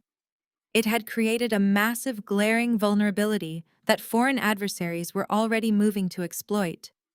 Red hostile tracking pings were already blooming across the global radar map on my left monitor, converging on the American fleet's exposed position. I did not panic. Panic is a useless luxury reserved for people who do not know how to solve the problem in front of them. I cracked my knuckles, my eyes rapidly tracking the incoming telemetry data pouring across the screens. General Vance, I said, my voice dropping to a calm, authoritative cadence that instantly commanded the entire room in Arlington from 2,000 miles away. Patch me directly into Indipacom Command. Give me a hard override on the Nimitz's localized satellite array and authorize a full-spectrum frequency jam. Within seconds, the secured channel linked me directly to the admiral in charge of the Pacific Fleet.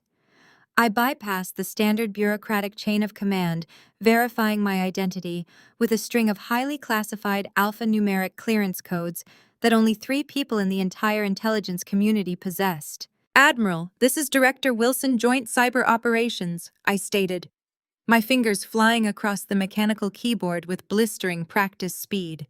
Your strike group is critically compromised. I am taking direct manual control of your navigational telemetry. As I initiated a massive cyber-spoofing protocol to ghost the fleet's GPS signature, I could hear the faint muffled thud of Connor violently kicking the heavy study door behind me. He was likely screaming at the top of his lungs about his frozen offshore bank accounts or demanding to know who was going to pay for the customized monogrammed ice sculptures melting on the patio. The absolute juxtaposition was physically nauseating. Outside this room, my mother was likely having a complete nervous breakdown because the temperamental florist was threatening to leave with the imported white orchids. My sister was weeping on a velvet sofa over ruined Vogue magazine feature photographs.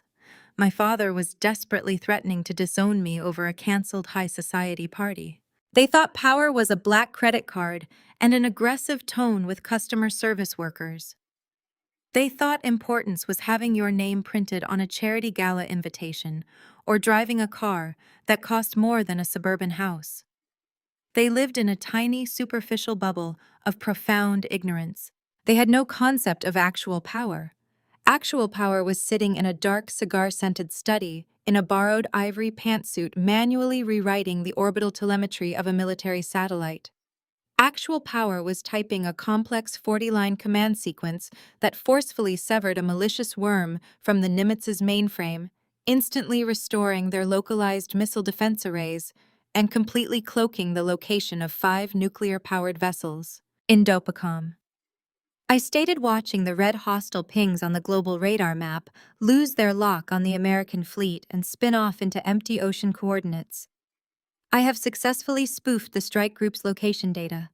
The hostile broadcasting signal is neutralized. I am transmitting a secure navigational vector now. Order the fleet to reposition to these new coordinates immediately. Maintain strict radio silence until the localized software patches I am currently sending have been fully installed and verified by your onboard engineers. On the primary monitor, General Vance watched the radar feed update in real time. The immense tension visibly drained from his rigid posture, his shoulders dropping a fraction of an inch. Confirmation received.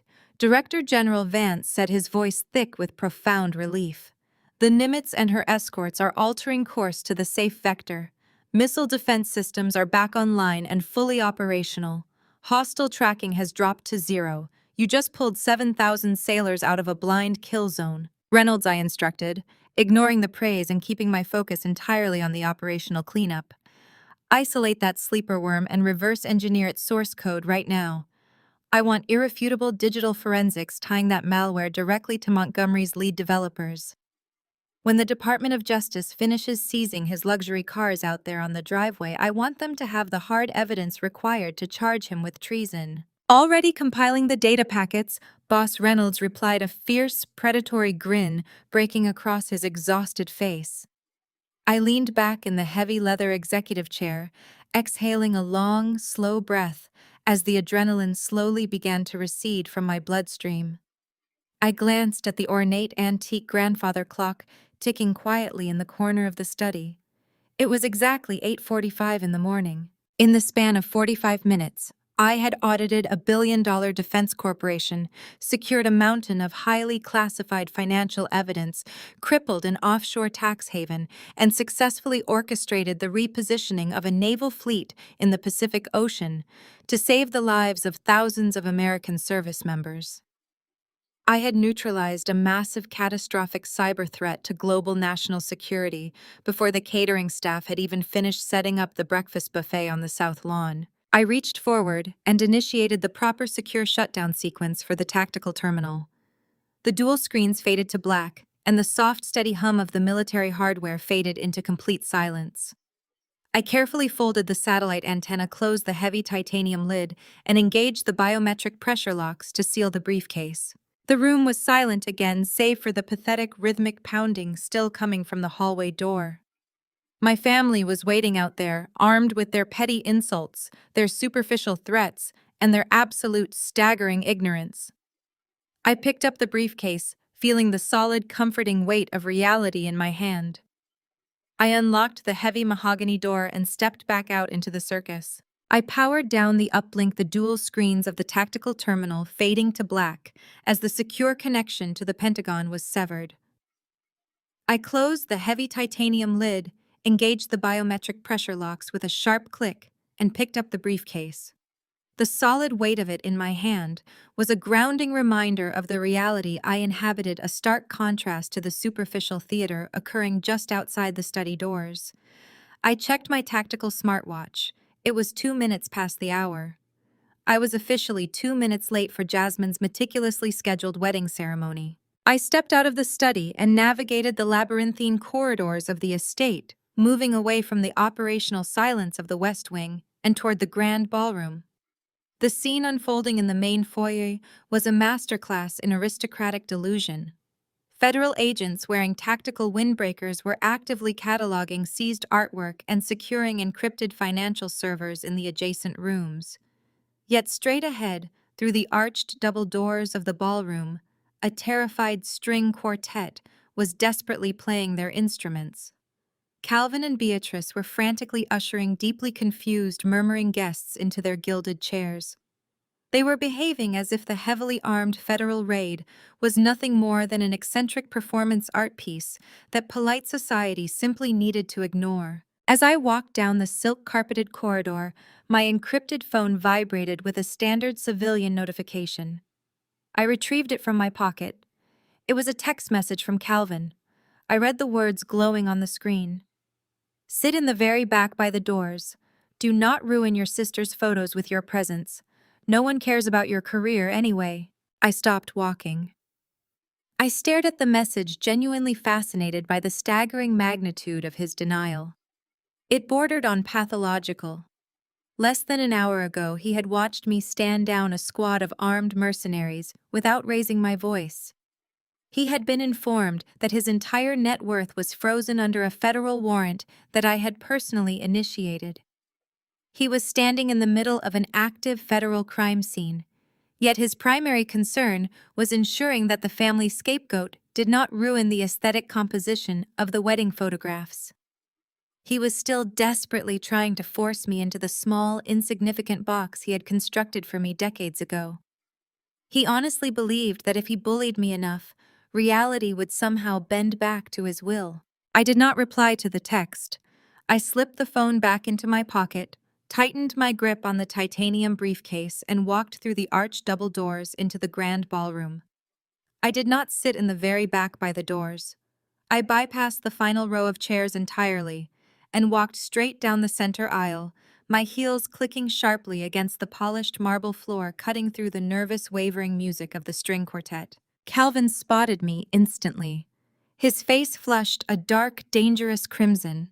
He abandoned his post at the front row and marched swiftly up the aisle to intercept me, stepping directly into my path to physically block my progress. "I sent you a direct order," Calvin hissed, his voice a furious, strained whisper, designed to evade the ears of the wealthy guests seated around us. "Get to the back of the room right now. You are deliberately trying to cause a scene. Look at your sister. Look at what you are doing to her." I glanced past his shoulder toward the elaborate altar constructed of imported white orchids. Jasmine was standing there in her custom couture gown, her veil slightly askew, her makeup heavily retouched to hide her earlier hysterical crying. She was gripping her bouquet so tightly her knuckles were white. She was staring frantically at the side entrance, waiting for a groom who was currently fleeing from federal marshals. "There is no scene left to cause, Calvin," I replied, my voice carrying at a normal conversational volume. I did not whisper. I wanted the front rows to hear every single word. "And there are no photographs to ruin. The Vogue photographer you hired packed up his equipment and evacuated the premises 10 minutes ago when the FBI seized the catering trucks. No one is taking pictures of this disaster." "Keep your voice down," Beatrice demanded, rushing over and grabbing Calvin's arm. She glared at me with pure, unadulterated venom. "Connor is just dealing with a minor corporate misunderstanding. He will be walking down that aisle any second. You will not ruin this day for Jasmine. You will take your seat in the back, or I will have you physically removed." "By whom, Beatrice?" I asked, raising a single eyebrow. "Connor's private security detail has already surrendered to federal authorities. There is no one left to enforce your delusions. Connor is not dealing with a minor misunderstanding. Connor is currently the primary target of a massive federal indictment, and he has abandoned your daughter at the altar to save his own skin. He is not coming." "You are a liar!" Jasmine shrieked from the altar, abandoning all pretense of bridal composure. She threw her expensive bouquet onto the marble floor. "He is coming. You are just jealous. You are a bitter, lonely woman who cannot stand to see me happy." I looked at my sister, feeling absolutely nothing but a cold, clinical detachment. I turned my attention back to Calvin, who was vibrating with rage. His hands clenched into tight fists at his sides. "You texted me that no one cares about my career," I stated, my tone sharp and completely unyielding. "You believe my life is insignificant because it does not generate the kind of fraudulent wealth you worship.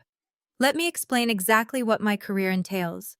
My career is the reason I am standing here holding a classified uplink to the Pentagon.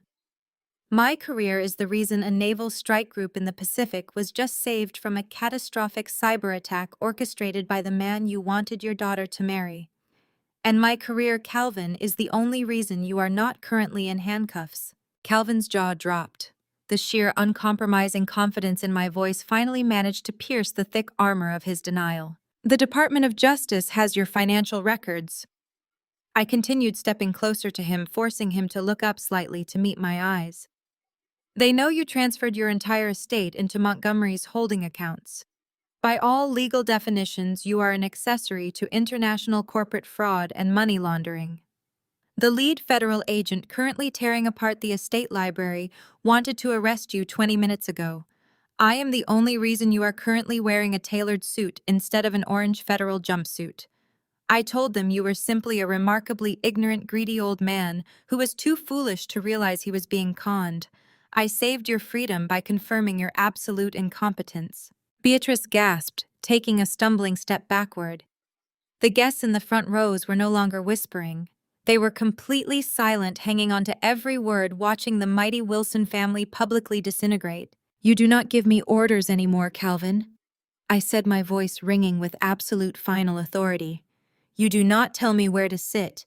You do not tell me to hide in the back. You have spent my entire life trying to make me feel small while you paraded around celebrating a daughter who demands the world and a son-in-law who steals it.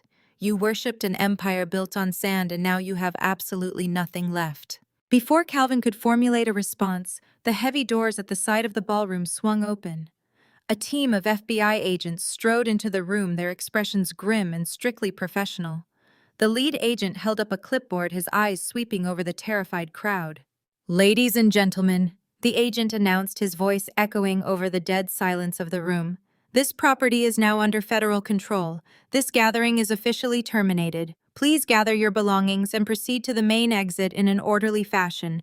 Anyone remaining on the premises in 5 minutes will be detained for questioning." I looked at Calvin and Beatrice, their faces drained of all color, their grand societal illusion entirely shattered. I did not offer them comfort. I simply adjusted my grip on my briefcase, turned my back on them, and walked out the front doors, leaving them to face the devastating reality they could no longer ignore. I stopped dead in the hallway.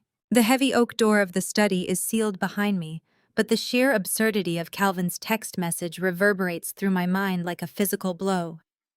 "Sit in the very back by the doors. Do not ruin your sister's photos with your presence. No one cares about your career anyway."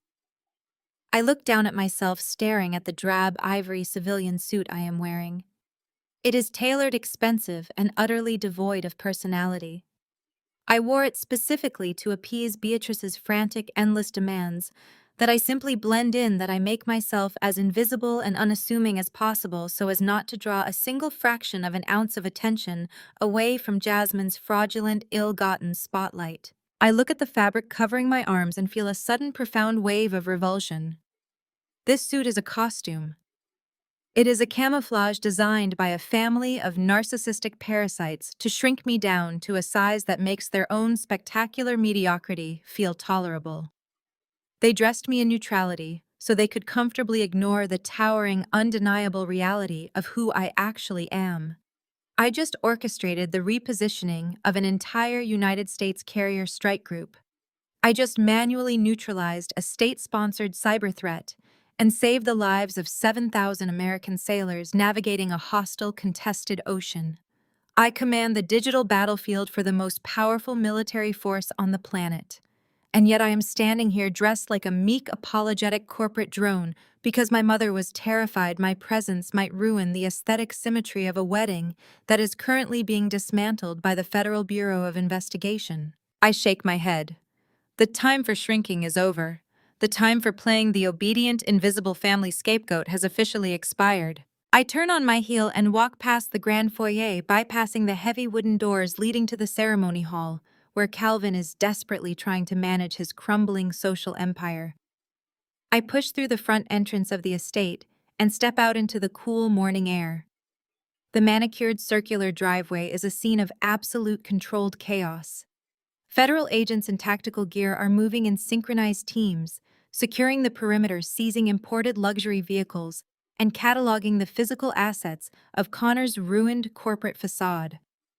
I walk straight through the flashing red and blue lights, moving with a singular, unyielding purpose that causes two armed agents to instinctively step out of my path. I reach my parked rental car, an unassuming black sedan, positioned discreetly near the outer gates, far away from the seized Ferraris and Bentleys. I pop the trunk. Resting inside, perfectly preserved beneath a layer of protective canvas, is the heavy reinforced nylon garment bag I brought for my immediate classified deployment, scheduled for the moment this pathetic wedding concluded. I reach down and unzip the garment bag. I strip off the civilian clothes right there in the shadow of the open trunk. I shed the ivory blazer, the silk blouse, the tailored slacks. With every piece of civilian fabric I discard, I shed the decades of relentless, suffocating expectations my family forced upon me. I drop the quiet apologies, the suppressed intellect, the desperate, hollow yearning for the approval of people who are fundamentally incapable of recognizing greatness. I leave the costume of the disappointing middle child crumpled in a pile on the trunk floor. I reach into the garment bag and don the full-dress white uniform of the United States Navy. The fabric is pristine, heavy, and blindingly crisp. It carries the distinct sharp scent of discipline and absolute authority. I slide my arms into the tunic, securing the gleaming gold buttons down the front, feeling the familiar grounding weight of the uniform settle over my shoulders like a suit of armor. I adjust the high collar, aligning it perfectly. I look down at my wrists. The broad, heavy 2-inch gold stripe of a Rear Admiral lower half gleams brilliantly on my sleeves, topped by the sharp, 5-pointed gold star of a line officer. It is not inherited wealth. It is not a title bought with offshore shell companies or fraudulent defense contracts. It is an insignia forged in the fires of meritocracy, earned through sleepless nights, tactical brilliance, and the heavy burden of commanding a global theater of cyber warfare. I stand up straight and run my hands over my chest, ensuring the alignment of my hardware. The ribbons on my chest tell a story of covert heroics, unyielding leadership, and pure black excellence. They form a vibrant, undeniable ledger of my reality. The Defense Superior Service Medal, the Legion of Merit, the Joint Meritorious Unit Award.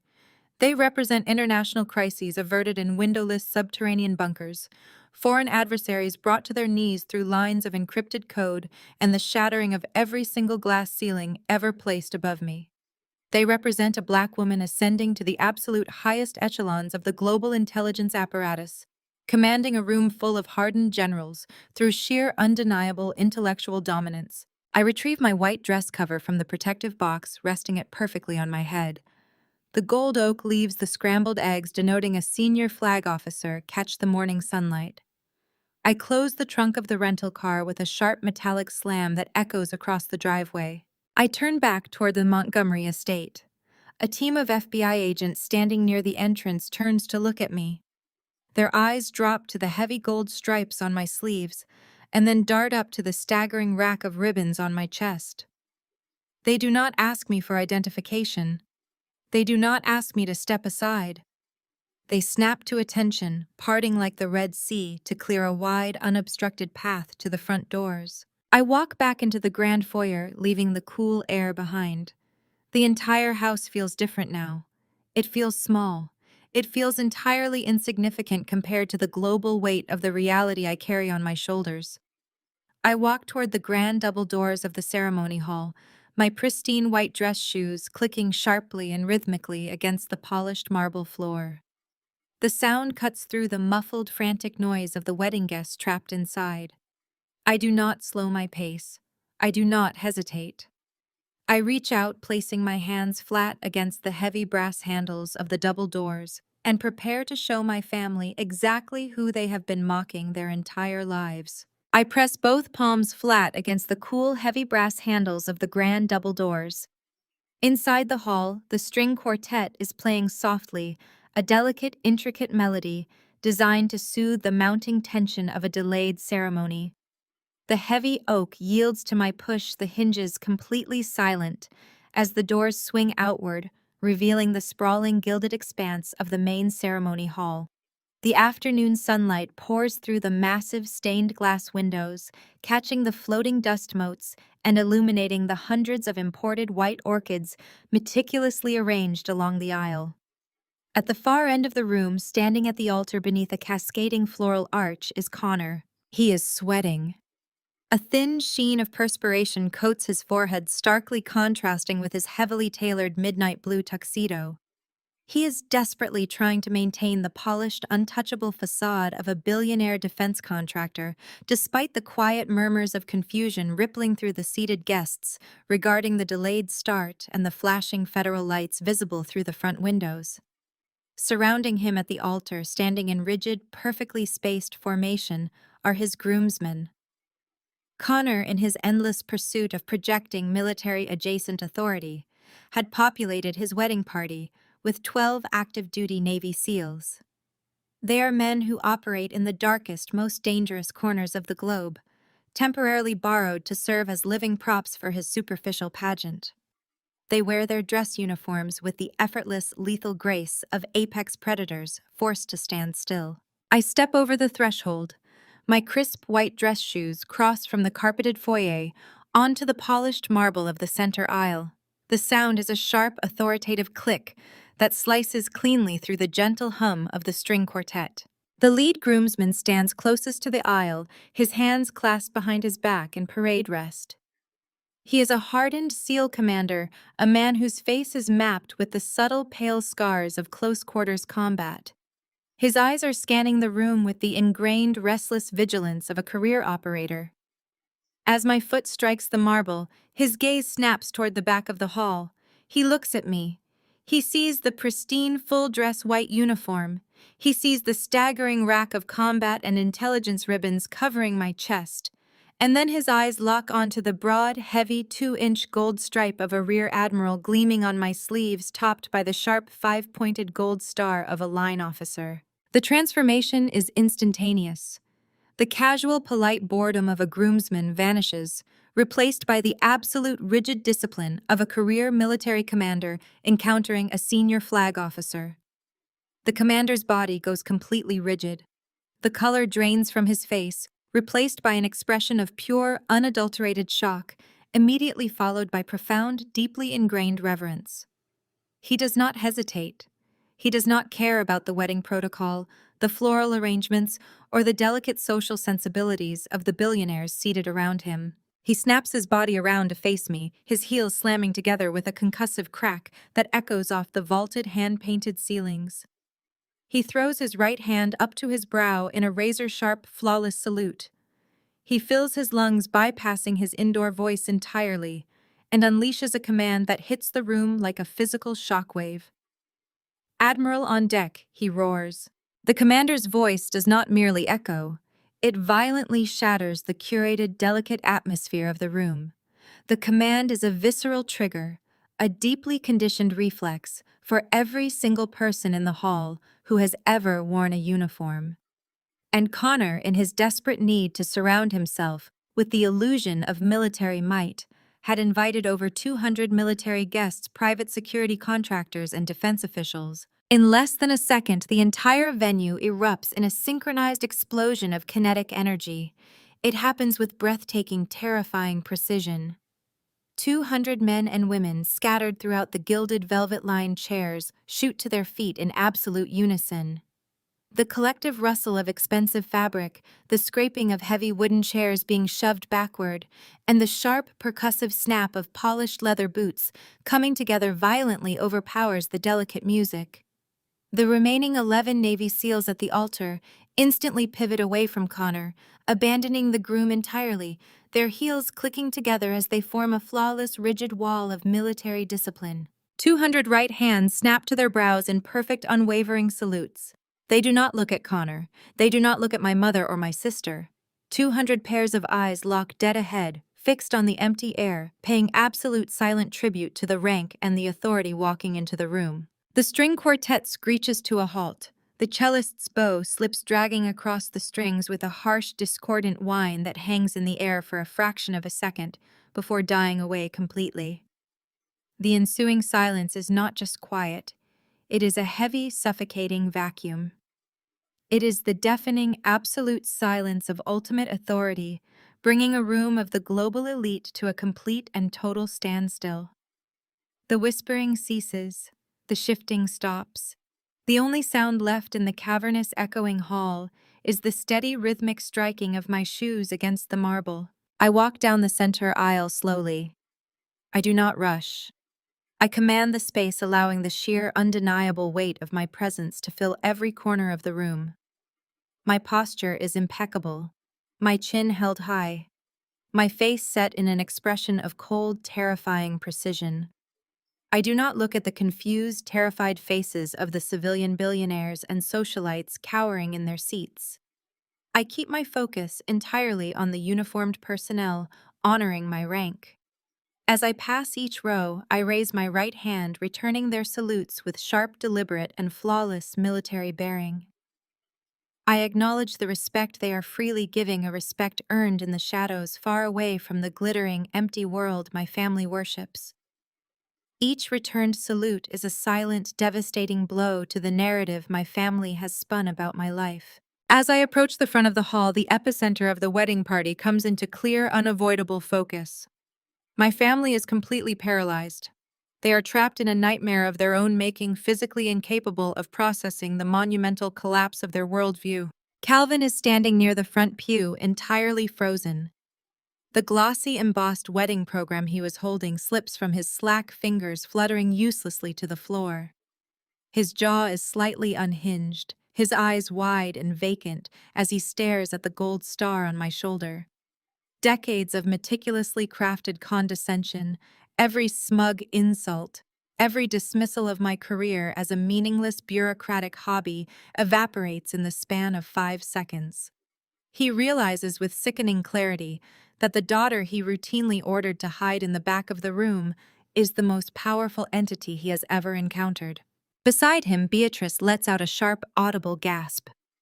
Both of her manicured hands fly up to cover her mouth. Her meticulously retouched face drains of all color, leaving her looking hollow and terrified. The reality of my rank, the undeniable physical proof of my success, shatters the illusion she has guarded so fiercely. The narrative of my failed life, the story she peddled to her country club friends to explain away my absence, is completely obliterated in front of the very people she lied to. At the altar, Jasmine's reaction is entirely different. She is not in shock. She is consumed by a blinding narcissistic rage. Her face turns a blotchy, furious red, clashing violently with the pristine white of her custom couture gown. She is vibrating with anger. This was supposed to be her ultimate coronation.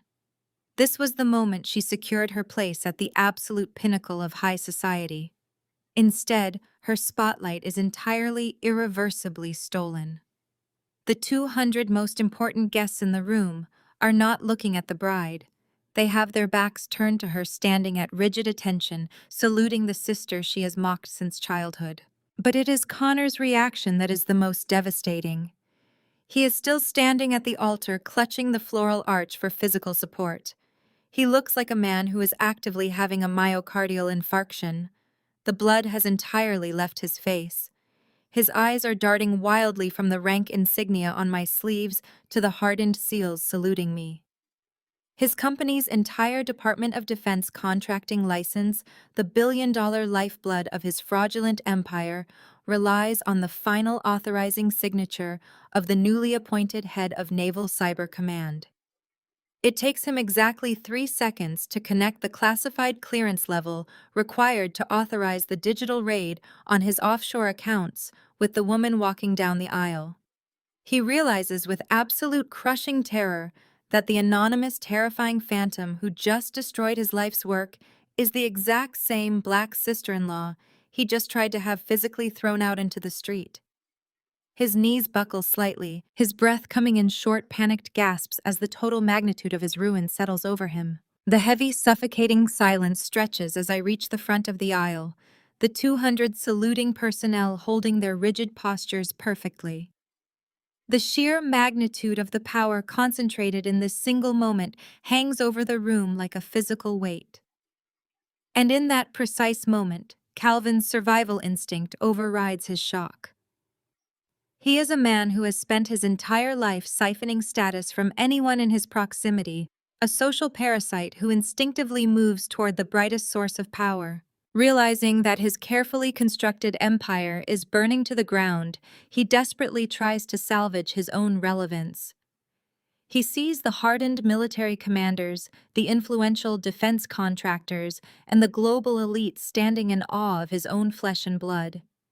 His brain rapidly calculates a new sickening strategy. If he cannot suppress my glory, he will attempt to absorb it. He will claim ownership of the very success he spent my entire life trying to destroy. Calvin forcibly shakes off his paralysis and steps aggressively out of the front pew, inserting himself directly into the center of the aisle to block my path. He plasters a fake, blindingly bright, beaming smile across his face, a mask of pure, manufactured paternal pride. He throws his arms wide open, turning his head to ensure the high-ranking generals and wealthy contractors in the front rows are watching him. "That is my daughter Calvin," announces, his voice booming artificially over the quiet hall, dripping with a sickeningly sweet proprietary pride. The Admiral, I always knew she was destined for absolute greatness. He reaches out, stepping forward to pull me into a tight, fatherly hug, desperate to capture this moment, desperate to fuse his image with my authority for the benefit of the watching crowd.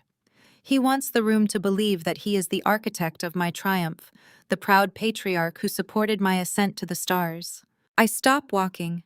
I do not step back. I do not flinch.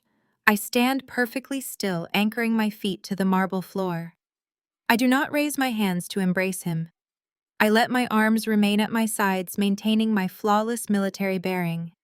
As his outstretched arms close the final few inches toward my shoulders, I tilt my chin down just a fraction of an inch. My eyes lock onto his. They are not the eyes of a daughter seeking approval. They are cold, dark, and utterly unyielding.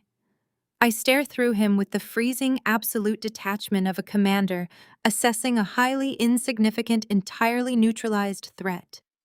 The fake smile on his face falters, his outstretched hands freezing in midair as he collides with the terrifying, impenetrable wall of my stare. I smoothly sidestep Calvin's desperate lunging attempt at a hug, pivoting on my heel with practiced, effortless agility. He grasps at empty air, his momentum carrying him forward until he awkwardly catches himself on the edge of a velvet-cushioned chair.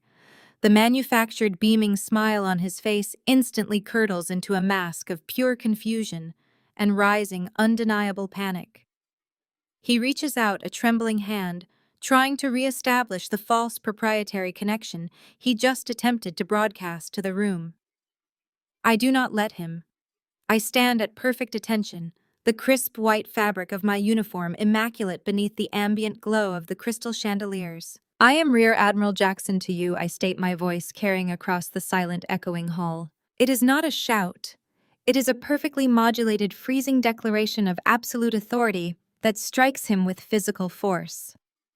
I watch the realization wash over his features that he has entirely lost the ability to claim me, to control me, or to use my achievements to elevate his own pathetic social standing. I sever the biological tie in front of 200 of the most powerful people in the country. I dismiss him from my operational focus and turn my body to face the altar. Connor is gripping the edge of the floral archway so tightly the imported wood is audibly cracking under the strain. The 12 active-duty Navy SEALs flanking him have completely turned their backs on the groom, maintaining their rigid salutes toward me, effectively boxing him in. He is trapped. I begin my monologue. I keep my voice surgical, ruthless, and deadly quiet. I address the room, but my eyes are locked entirely on the terrified, sweating man at the altar. Connor Montgomery. I begin the name tasting like ash. For the past 18 months, you have presented yourself as a visionary defense contractor. You have paraded around high society, purchasing million-dollar estates, custom luxury vehicles, and imported orchids, all while claiming to be the tip of the spear in American naval innovation. You convinced my family and a significant portion of this room that you were an untouchable titan of industry. You are nothing but a thief, hiding behind a heavily financed public relations team. I take a single measured step forward. The room collectively holds its breath. Your primary offshore holding accounts in the Cayman Islands were completely frozen at exactly 8:14 this morning. I inform him, detailing the absolute destruction of his life. Your corporate mainframe was seized by federal agents. Your secondary backup servers were entirely wiped out when your own team attempted to initiate an unauthorized data purge. Every single dollar you used to pay for this absurd spectacle, from the champagne, currently sitting in crystal flutes, to the string quartet behind you, is now classified federal evidence. Your credit lines are dead. Your bank accounts are locked. Your entire financial empire is a smoking crater. Connor opens his mouth to speak, to deny the catastrophic reality crashing down upon him, but his vocal cords refuse to cooperate. He emits a pathetic wheezing gasp, his eyes darting frantically around the room for a lifeline that does not exist. You secured a highly classified Department of Defense contract to upgrade the navigational and missile defense arrays for our Pacific carrier strike groups. I continue, my voice dropping to a terrifying, unyielding register. Instead of delivering functional, secure software, you outsourced the coding to unvetted offshore shell companies to maximize your personal profit margins. You compromised the absolute security of the United States Navy. You embedded vulnerabilities into our warships so deep that a hostile foreign adversary was able to blind a nuclear-powered aircraft carrier less than an hour ago. A collective shockwave of genuine horror ripples through the military personnel and defense contractors seated in the audience. Treason is a word that hangs heavy in the air without needing to be spoken aloud. The federal audit that dismantled your corporation this morning was not a random administrative check, I state, delivering the final fatal blow with absolute precision. It was a targeted, zero-fail cyber offensive, and it was authorized, directed, and personally overseen by my command. I am the reason you have nothing left. The absolute finality of my statement hangs in the grand ballroom, suffocating the last remnants of the wedding illusion. From the very front row, a figure slowly rises to his feet. Colonel Montgomery Connor's father stands up.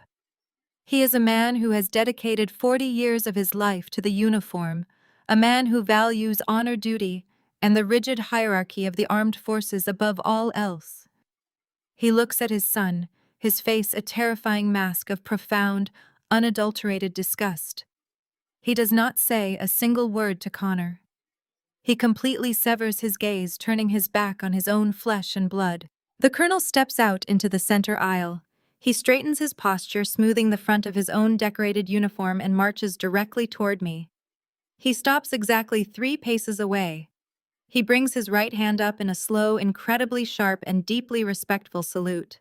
Admiral Jackson, Colonel Montgomery, says, his voice thick with a mixture of immense shame and absolute military reverence. I offer my profound apologies, not just for the catastrophic treason my son has committed against this nation, but for my own staggering ignorance at the rehearsal dinner last night. I allowed my association with a fraud to blind me to the presence of a superior officer and a true patriot. It will not happen again, ma'am.